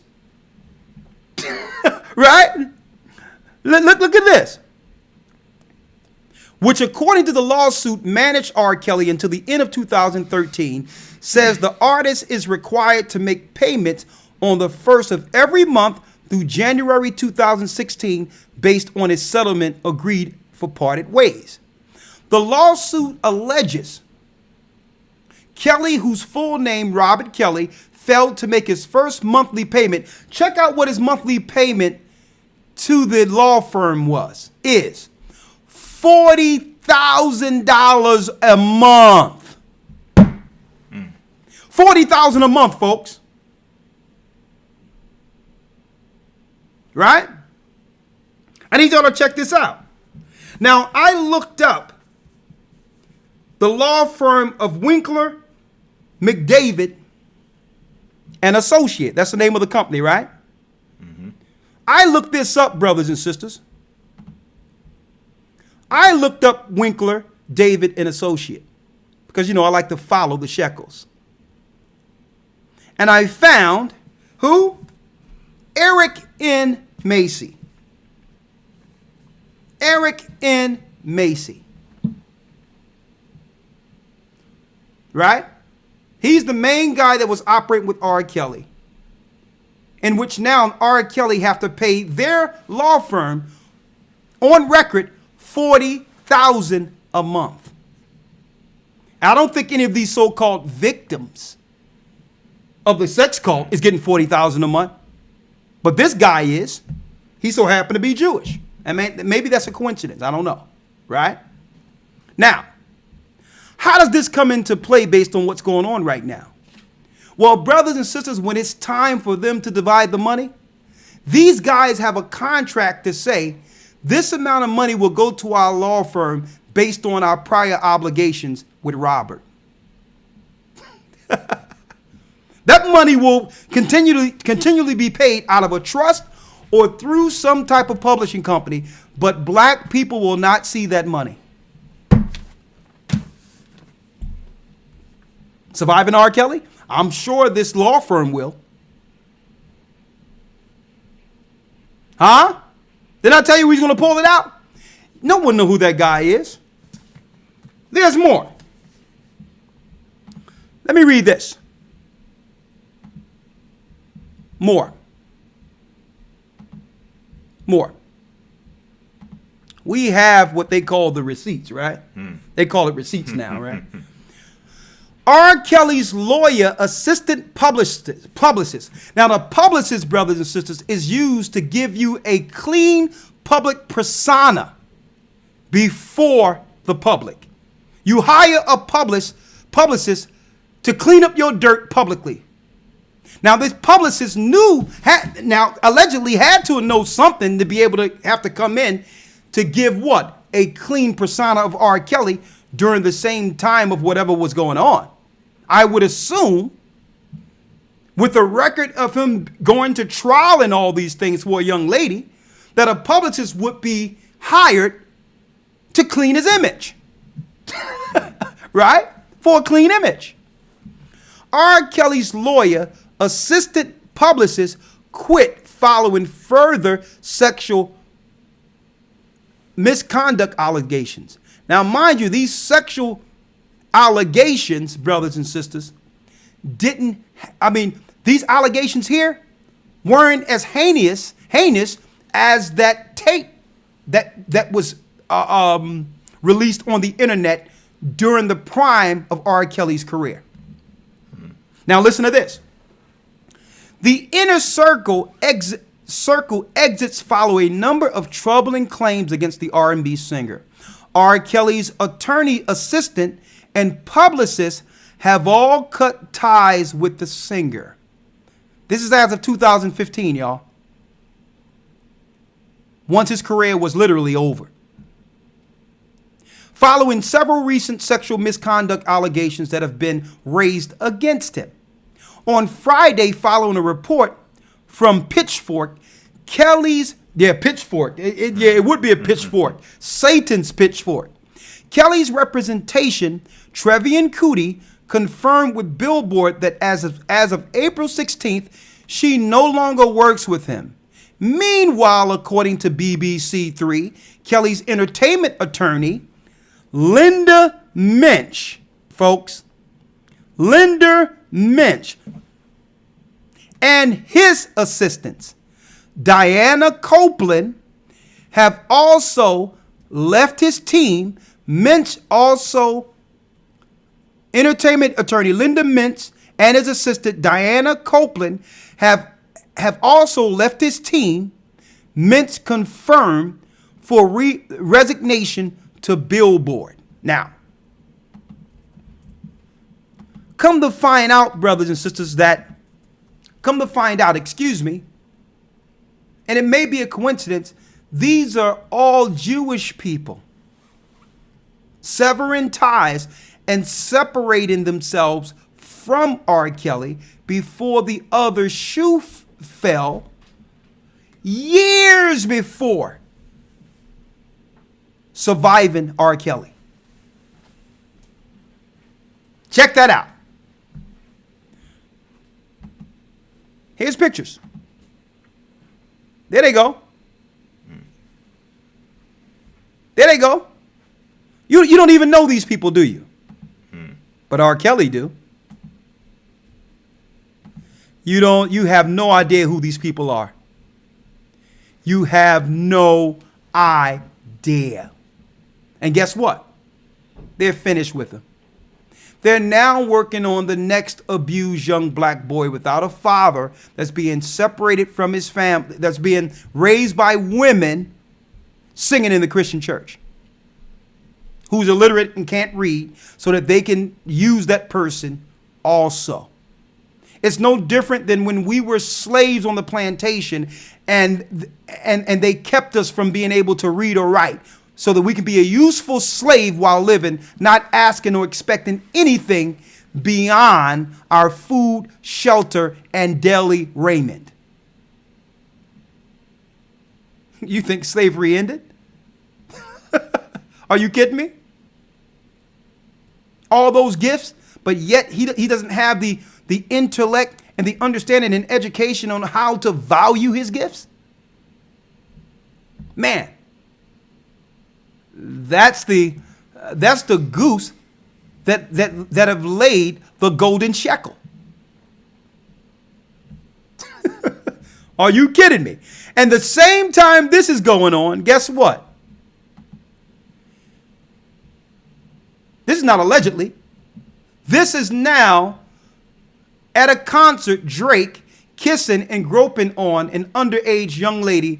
The same time that the so-called documentary is going on, with the media saying nothing. And it so happened that Drake's mother is Jewish, which according to their examples or how one would determine their ethnicity, that would make him Jewish. I don't know if that's a coincidence or what. But this is nothing that happened 10 years ago, 15 years ago, 20 years ago. This is something that's going on right now. Kevin Spacey. Right now it's happening. That's the girl that was on the series, the Netflix series, Stranger Things, which she said publicly that she has a personal relationship and call and have a conversation and dates and go out with dates with Drake. This didn't happen 20 years ago. This happened 15 years ago. This is happening now. But the publicists are not publicizing this right now. Their eyes are not on this. Why? Because if they're going to burn Drake, it's not time yet. He's still a cash cow. He's still a cash cow. Thank you, Elder Lawya. We're blowing this thing right out the water today. It's time we as a people begin to look beyond the surface. First, the first thing to do is to fix what's wrong with us as a people. That's right. And help our children before they get to the age of adult, broken, only to be exploited by the devil and his children. So eventually, hey, you know what's next for R. Kelly, right? Prison.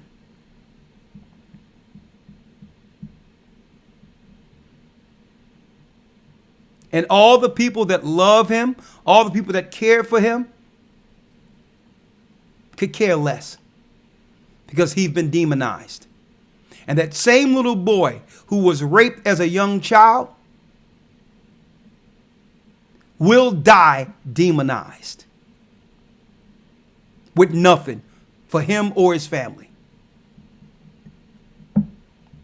Hey, Revelations 3 and 9 real quick. Revelations 2 and 9. Let's drop it.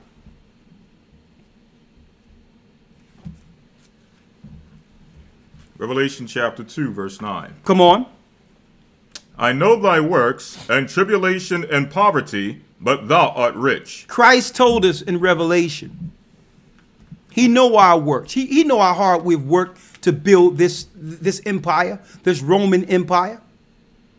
He know our tribulation. He know we're suffering. Broken families, you name it. Christ see us, what we're going through. He's speaking to his people here. He's saying, regardless of all of this, just know that the Most High haven't forgotten his people, folks. He didn't forget us. He know our works, our tribulation, our poverty. He see how we're suffering so. A change is coming, folks. Because it's at one time we could see these stories now and buy everything they were selling on face value. But I think that there's so many brothers and sisters out here who seeing this thing for what it is right now. And I applaud you. They're not absolving R. Kelly, but they're knowing that they know that there's a conspiracy behind destroying him right now. And that all the people who are accomplices to him in his heyday have been let off the hook. Like, well, hold up. You mean to tell me all this was going on and no one said anything? If you're going to prosecute him or go against him, then guess what? You must tear the whole thing down. You must go after the woman that raped him at an early age. You must go after what happened in his family that allowed this to happen. All the people that allowed that young boy to grow up without being educated, without being able to read. You have to go after the companies who signed him knowing that he didn't know anything to use him. You have to go after his entourage. You have to go after his runners. You have to go after everybody. The mammies who was bringing the women.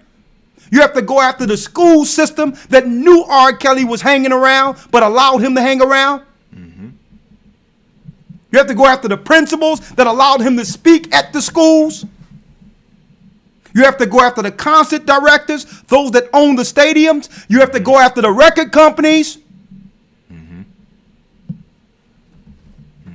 Speaking on that, when you all throughout the so-called documentary, they mentioned, oh man, his performances, they were just so sexually explicit. Yeah. The question is, who were buying tickets to these concerts, taking their daughters to these concerts? Who were allowing these concerts to be held that were so sexually explicit and needed to be, as they were putting it, to some degree, banned, and this should have been assigned to us, so on and so forth. Exactly. Who was behind these things? And on top of that, you would go, if R. Kelly was to give a concert right now, it would be filled and packed with black women. Right?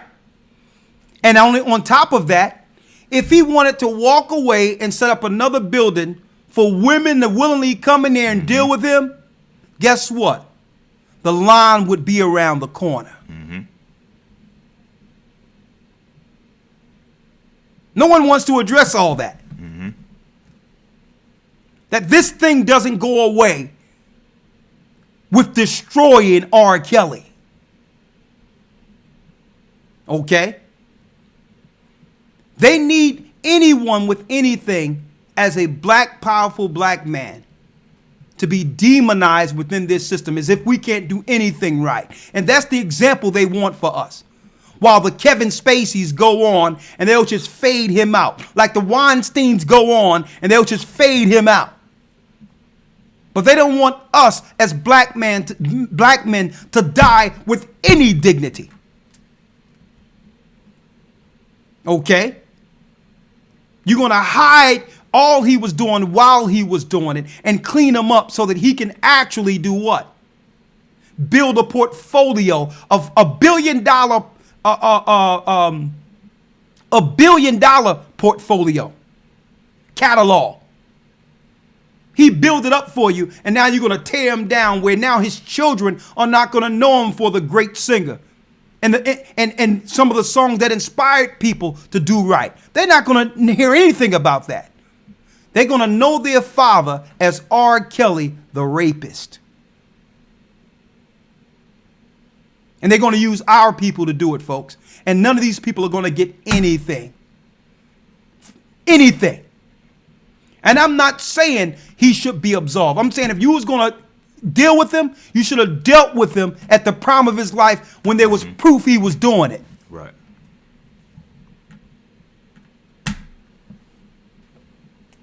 Now they're going to bring it up like this is a new story or something. And not only that, who makes them the righteous judge of something, all the wickedness they do? How can they now, show and bring forth the example of righteous judgment against anything? Mm-hmm. Hypocrisy at its finest, folks. Let's go. Revelation 2:9. I know thy works in tribulation and poverty, but thou art rich. We are rich because why? It doesn't matter how they demonize us, even how broken we are. Our spirit, the Spirit of God, still shines through us. Regardless of what that brother went through, the Most High gifted him. Okay? And guess what? That can never be taken away. He was exploited as a young child. He was raped as a young child. And he found refuge. And guess what? That refuge was in his music. And he was able to do what? Express his gift. All of his music wasn't about sex and all that. A lot of it was because what? That's what the companies wanted to push. They'll hold you to a certain genre and keep you there. Mm-hmm. While they'll let your Ed Sheerans and all of that, their singers become pop squeaky clean. Okay? That's how the business works. Even if he wanted to be what, even if he wanted to be like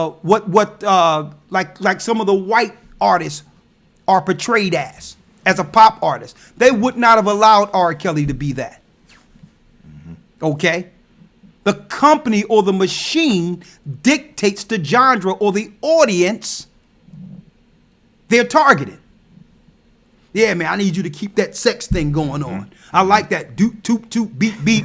I like you to do that. Yeah, I need you to. Yeah, you remind me of your Jeep. Yeah, give us that Negro music. Right. Right.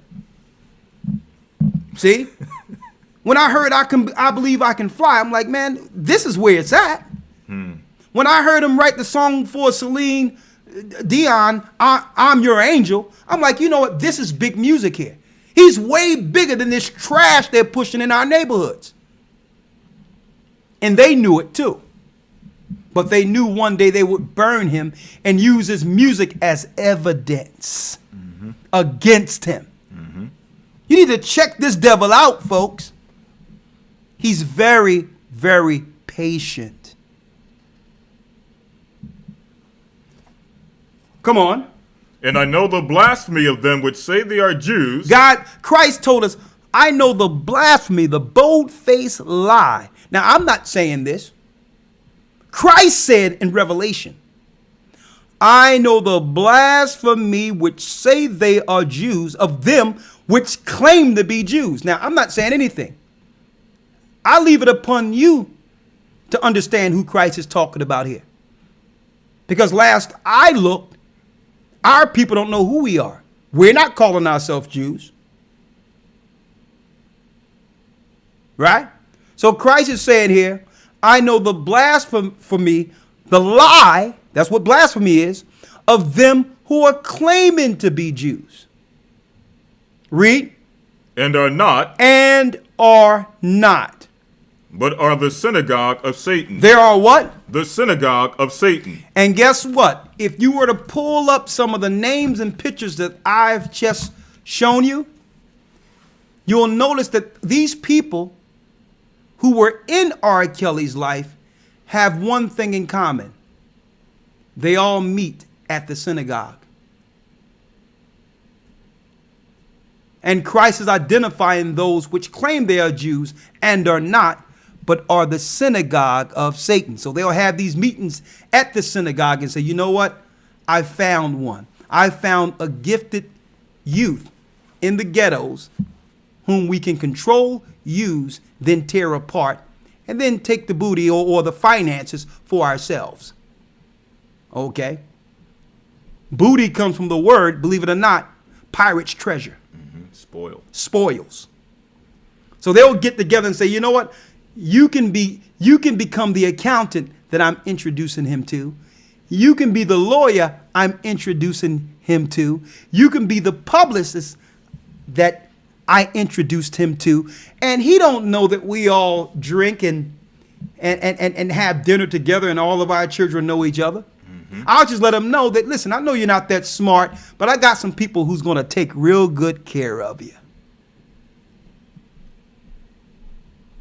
So they have their little meetings, and then they'll come out and say, listen, don't worry about it. We're going to hook everything up for you. We're going to roll out the red carpet for you. Don't worry about it. I got your accountant in place. I got your publicist in place. I have your stage manager in place. I got runners in place. And guess what? They're not paying for nothing. You're paying for everything. And don't worry about that. We can make it go away. I know some people. That's how it works. Christ is calling them out. Them which say they are Jews and are not, but are the synagogue of Satan, the conspirators. Read. Revelation 3:9. Come on. No. I need you to go back to 2 and 9 because there's something key that shows prophetic at the end of this. What happens to us at the end of this with them being called the synagogue of Satan? Read. Verse 10. Fear none of those things which thou shalt suffer. Christ told us that we are not to fear any of these things that we should suffer. Read. Behold, the devil shall cast some of you into prison. At the end of it, the devil, the synagogue of Satan, will imprison you. See? They will throw you into prison. And guess what? That's what they're about to do to R. Kelly right now. And I hear our people, man, R. Kelly need help. You should have been going after the people who propped him up and who didn't give him help when he had the money to receive it. Okay? All of these people knew the brother needed help. The same way Birdman need help, Wayne need help, all of our people, that you can run down the line.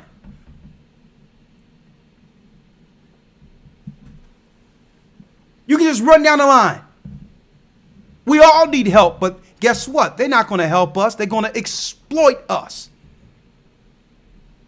Why do you think they're putting so much money behind this trash music you're hearing today? Mm-hmm. They don't care about us. Mm-hmm. And the music is promoting the same exact activity that they're accusing R. Kelly of being guilty of. You made that point earlier. Mm-hmm. Yeah, they're financing an even worse environment than R. Kelly was in. Mm-hmm. With what we see today, what do you think that goes on in these parties, these video parties and all that with all these artists and all mm-hmm. that? Wake up, folks. Mm-hmm. So yes, the brother do need help. He need Christ. So do all of the children of Israel. We all need help. But we also have to point to the evil, the hypocrisy of those who are actually using our gifts for themselves and then throwing us out like yesterday's trash. What you're seeing right now is a public witch hunt and a burning of a legacy. That's what you're seeing.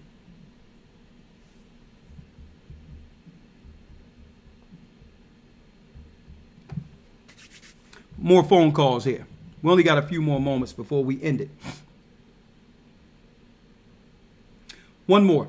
605. Did I have this one earlier? Yeah. Oh, I see Elder Rawchaa there. Elder Rawchaa, talk to me. Hey, Shalom, elders. How you doing? I'm doing Shalom, well. How are you? shalom. Shalom.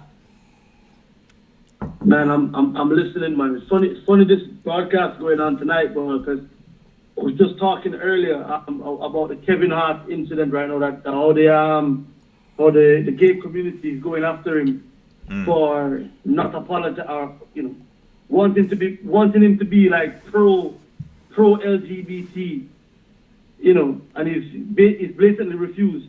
So I think they're gonna go after him next. You with me? With what they're doing. I mean, R. Kelly, this witch hunt that they're on right now for R. Kelly is like, like you said, they're looking to burn him. You with me? And destroy another brother. But if you're gonna go after him for sex crimes, you need to go after every single other entertainer out there. You understand? Like Exactly. you said, you need to go after Drake. You understand? Drake isn't just with a young girl. Drake is a sodomite. All right, straight up. Allegedly. Okay. I'm just gonna put it out there. Allegedly, but go on. We have. Yeah. So we have. All. I mean, this is the devil's playground, and the chicken come home to roost right now. You with me? You understand? We saw them go after Bill Cosby earlier in the year. Now is another brother. You with me? They're coming after, and the list going go on. I mean, these guys, sign their name in blood. You with me? Yes. So it's exposing this wicked system. And I was like, what I started listening to what you were saying. I remember when I was in California, and we looked at like the Broadway walk, where they have all the movie stars and all that. Yeah, the Hollywood Boulevard where they have the stars at. Yeah. Yeah, the Hollywood Boulevard, and when you look on the TV and you see how the glamour and the glitter, but when you actually get there, it's quite dirty. It's not really pleasant. It's not comely. You with me? Yeah. And that's what. When I see this, it reminds me of that, because people see the glamour, the fame and all that, but really behind it, it's dirty business. It's not nice. Yeah. And it's literally a block of fame. Everywhere else around it, it's dirt. Yeah. So looking at it and people waking up, people seeing it. A lot of people talking about how they're demonizing R. Kelly, and you have people like what's it called? What's that? You talking about the series? Bullock and all them other actors. Sorry? No, go ahead. I'm listening. Go ahead. No, you have all them, actors out of Hollywood, known pedophiles, known, known raping people, known for it. Yeah. And nothing coming out of that. Nothing is being said about it. Yeah. So, I mean. and Rawchaa, right? Rawchaa, right on what you were saying. No, go ahead. Finish your point. Then I'm coming. Go ahead. Now, I want to know, like, what's curious to me is why R. Kelly and why no? That's the question. Why R. Kelly and why now? When there's a long list of accusations against him for decades. Why R. Kelly and why now? Great question. Great question. And I can answer why now. Why now is because right now they have squeezed his worth to less than, right now, he went from $150 million worth in 5 years to being worth net, Rawchaa, $1 million. Yeah, exactly. Now you have to realize because he didn't know how to read or write, when he went through the first trial, scared for his career, he signed over a certain percentage of his publishing to some certain people who had the law knowledge to know what his catalog would be worth later. So he's been paying behind closed doors. He have been paying for protection at the expense of his future publishings.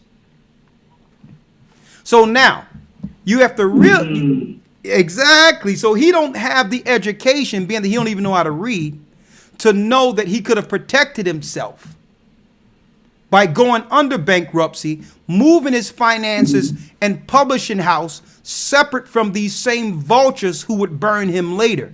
He didn't have that mindset like Michael Jackson had. You understand? Like a Prince had. So he was just signing off. He was afraid what might happen to him in the midst of the allegations and signed off his publishing. Now, that's why he had to actually, believe it or not, he had to actually tour for the last 10 years. He shouldn't have to tour anymore just to pay his rent because his publishing isn't paying him anymore. They've parted his publishing. So now what they're trying to do now, exactly. So now what they're going to do, right? Now they're going to burn him all together so that now what his net worth will be less to nothing, where they can buy it out for pennies on a dollar, Gaja.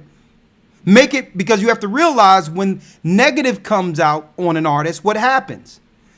They stop rotating the album, the music regularly. That slows up the publishing and all that. They start pulling it from the public so that now there's no residuals coming in so that they can buy things penny on a dollar now for what's ever left. And then that's regenification. And once they burn him all together, there's nothing left for his families. And then once he die now, they will then change his image. Exactly. They'll change his image. All the bad stuff will go away, just like they did with Woody Allen, just like they did with just like Michael Jackson. They repackaged Michael Jackson after his death, and you hear nothing about molestation, right?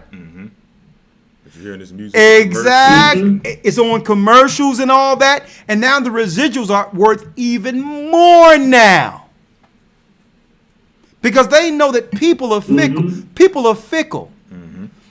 Once the story goes away and if something happens to R. Kelly, now those sentiments of hatred turns into what? Sorrow, empathy, sympathy. And now you're having all the people come out saying the good stuff about him once he's dead. Okay. But it's too late now because all the publishing now goes... Nothing goes to the children. It will all go to these law firms and corporations that made R. Kelly. That's why now. That's why now. It has nothing to do with sex slaves, has nothing to do with women, has nothing to do with molestation. It has everything to do with the multi-billion-dollar catalog, the masters. So it's like if now, let's say hypothetically, just as a hypothetical, behind the scenes, people probably saw what was happening to him financially and tried to help him and say, listen, man, you see what they did to you, so on and so forth. Let me help you try to get some of that back. Now, because of all what's out there in the open, no one wants to be attached to him to even be in that circle to help him or try to say, let's help you get your money back. Let's help you get your publishing back. No one wants to be attached to him. This brother don't know which way is up. And there's no one he can trust. And he know where this is going. But there's all the people that he trusted since coming up young in the music business have abandoned him. All the same people have abandoned him. Let me read before you go back. You know, Gotcha, hold that point. Let Lawya bring this out and you can come right in.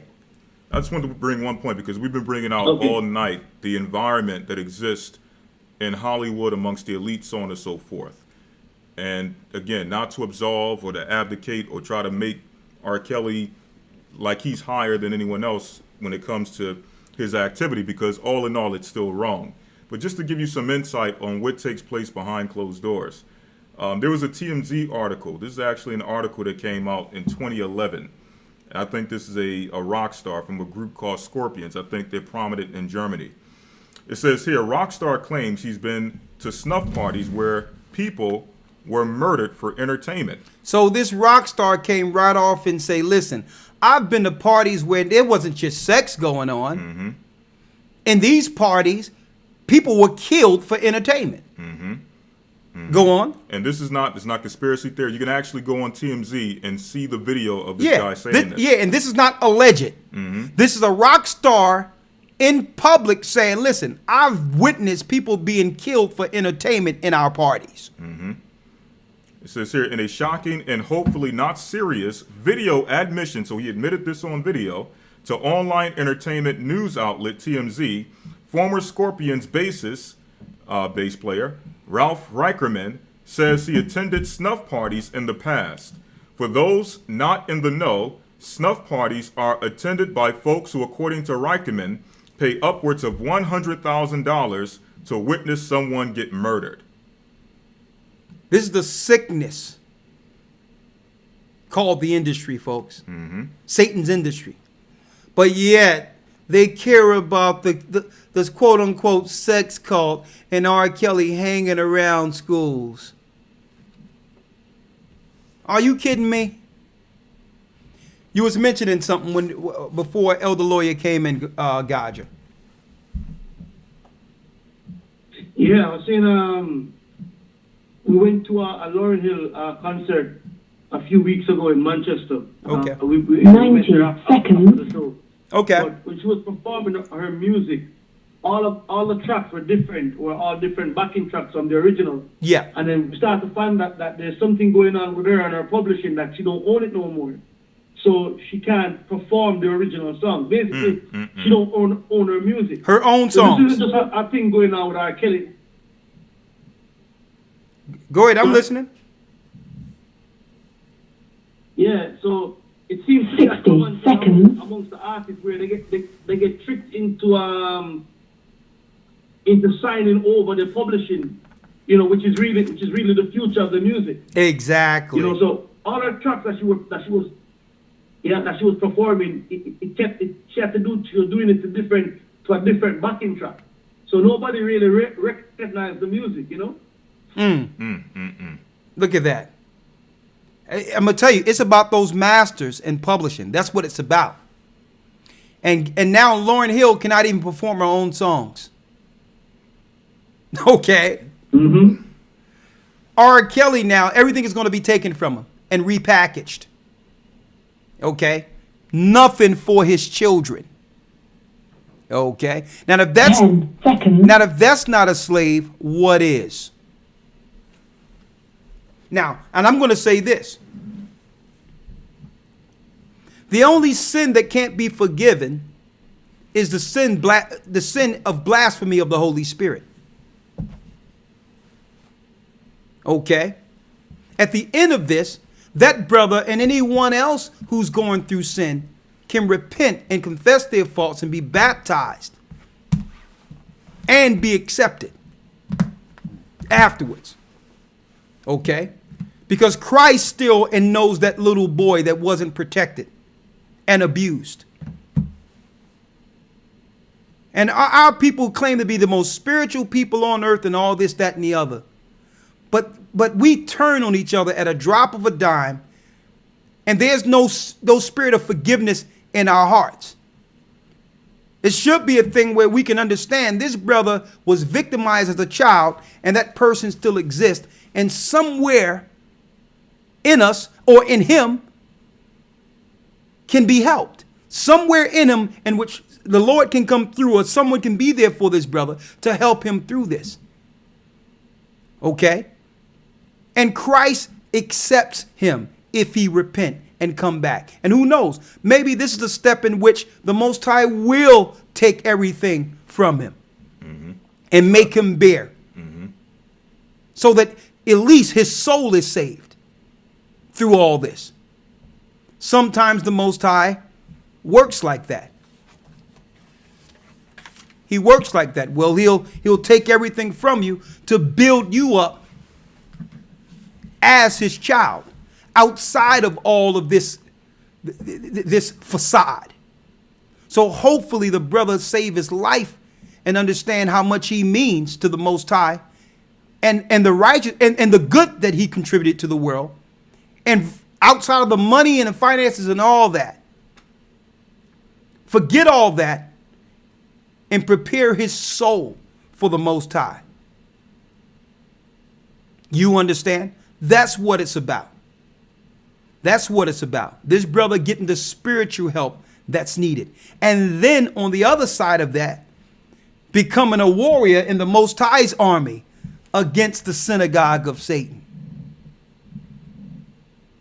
The same people who created R. Kelly. That little Robert is somewhere there, abandoned by the same system that made him. Of course he did wrong. Of course he's a victim. Of course he's a victimizer. But that's what happens. The broke breaks people. And that olive branch, just to add to that, that olive branch is extended also to the sisters who have been victimized. Exactly. And those who have been hurt. And the sisters that have been hurt through all this. The same for them. That they can be born again. They can be baptized and not look back on the wrong that's been done with them, and be able to forgive one another. Okay? As a people. Satan wanted to just point fingers at each other while they destroy us all. We're the spirit of forgiveness. All of these women at any time can now, especially with the public spotlight that's on this thing, can walk away from that thing right now. Every last one of them. And begin a healing. And so can he. The question is, if the brother do repent, will you forgive him? And what would be, and I'm going to put this out there for all of you that's looking, what would be the public example that he can show repentance, to show that he's sorry for what he's done? I'm just putting it out there. Because I'm sure when everything is swept from up under him, and you're standing there with you and just the Most High looking back on your life, at that time, you're open for healing and constructive criticism. But it was hard for him to go through that when he's being sheltered by the machine. It was hard for him to deal with any level of contrition and all those things when now the machine is sheltering him and throwing money at a sickness. But it might not be too hard for him going forward. There's going to be a place of repentance and reflection on his life now. But if he does, if he come to that realization, will we forgive him?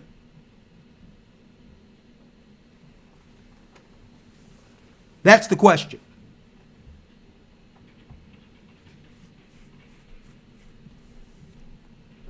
Someone says, well, what about Dr. York?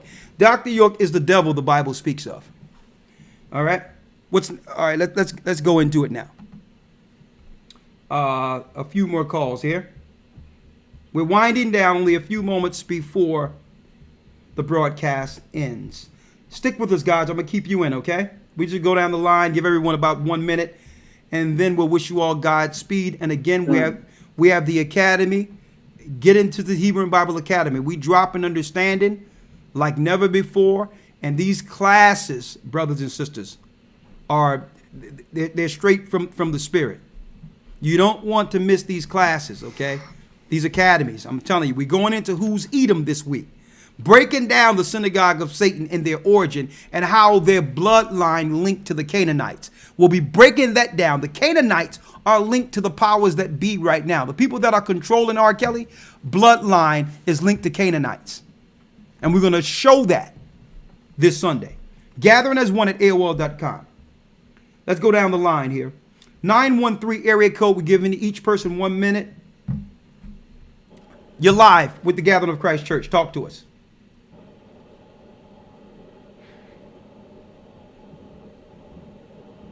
Going down the line, 832 area code is next. Shalom. Shalom. You got about 1 minute. Talk to us. Gathering of Christ Church. Okay, so I just wanted to make a point with about these mothers that were giving their daughters to R. Kelly, and what they're actually teaching their daughters as far as what they're doing for money.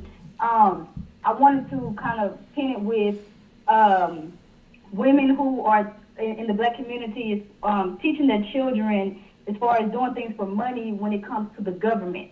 I've seen women who would play crazy to get a check and then teach it to their children, tell their children what to say when they go into the doctor to play crazy so that they can get a check. Oh, my goodness. And, you know, just the whole supplemental system, government assistant thing that they do, and then they teach it to their children, and it's a perpetual thing of living off the government that their mother did, and now they're doing it, and they basically become like professional scammers of the government.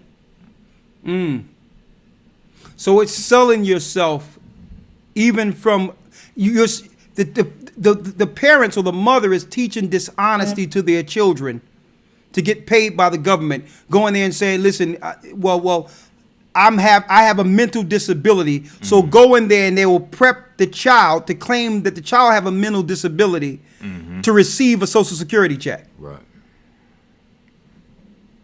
Correct. And so this is the same. I was connecting it with the whole, even prostituting your daughter that way with the system. Well, if this is going on in our system, and you know what, sister, I have witnessed some of this in our communities. You know that it exists. Then that gives people like R. Kelly, who was dealing with those things, allegedly or whatever it might be, that gives them access to people who are used to selling their children for nothing.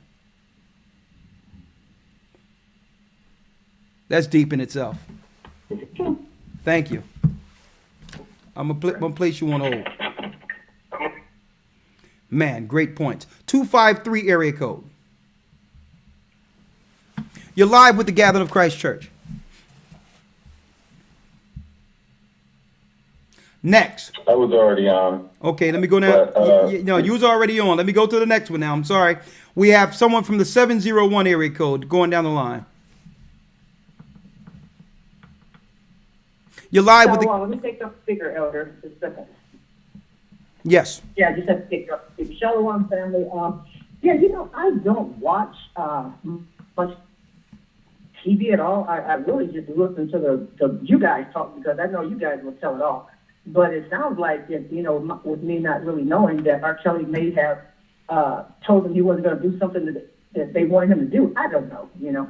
But anyway, I just really appreciate you guys, and I will just listen to the rest of the comments. Elder, please, I'm going to send you an email. I'm the one who called you the one morning real early about the paper not coming through, me not joining the December 23rd class. I'm going to send you an email about that, and I need to speak with you about a very important matter. And when I send you an email, if you can just contact me and let me know the best time to talk to you, that would be totally awesome. Shalom, I love the family, and I look forward to meeting you guys. Thank you. Okay, let me have your name, sister. Your name? Okay, I'll call and get it. Don't worry about it. Next call. I'm sorry? Your name, sister.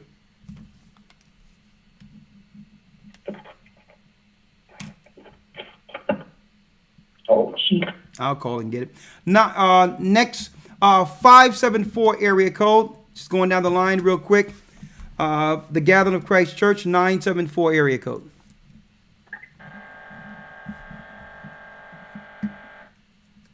Okay, going down the line, 501 area code, Broken Children, not surviving R. Kelly, surviving Babylon. 870 area code. Shalom.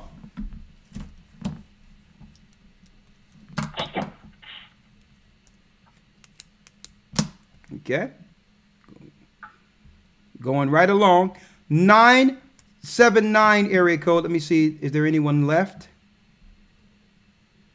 605 area code. Did we do that yet? Mm-hmm. Yep. Okay. Yep. 913, we did that. 253, we did that. Okay, I think we've covered all of the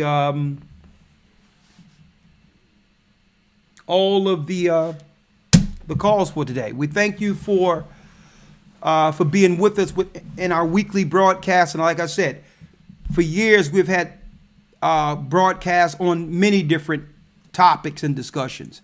And we would resolve these discussions with the Bible. Some people might ask, well, why are we going into this and all this? Because what? Hip hop music and who's over it is actually a religious imposition against God's people. So we have to use all of these talking points to bring resolve according to the Most High God. And the resolve is the children of Jacob, we were born in this war. We were born into a war. Okay? R. Kelly and other children are born into a war. They're born without any parental protection. And a lot of our people, a lot of our children are being exploited and molested in this system. And it's time that our parents stand up, stop turning a blind eye to this, and realize the children that are being cultivated in our communities. R. Kelly, before a victimizer, was a victim. And with that, I'm going to say, Shalom, you stay strong and never fall for the synagogue of Satan's games. When they have all these Me Too movements and they're aiming things towards any of our brothers and sisters, right or wrong, understand that venom is aimed towards all of us. They're not looking for repentance. They're not looking for a healing. They're looking to destroy the children of Jacob. And that's who we are. We are the children of Israel. And this is the gathering of Christ Church. Shalom. Shalom. Shalom.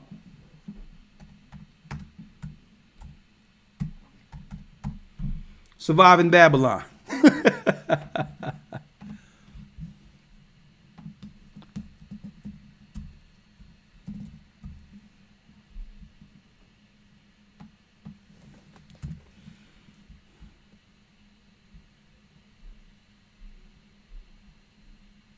Right here, right? Mm-hmm.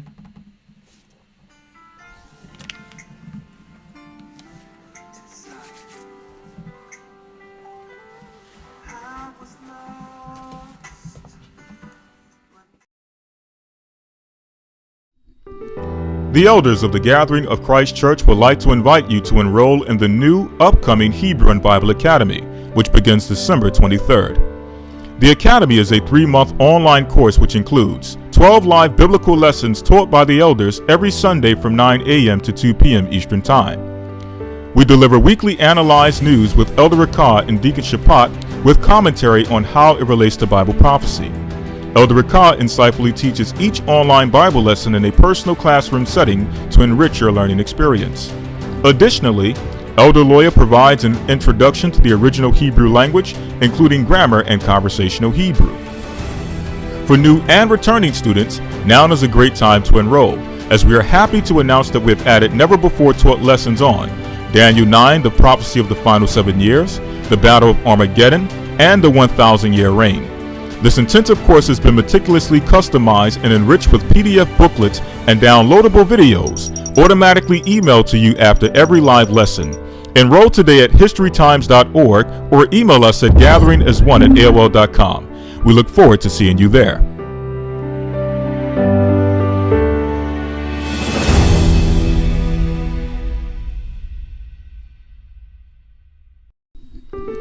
The elders of the Gathering of Christ Church would like to invite you to enroll in the new upcoming Hebrew and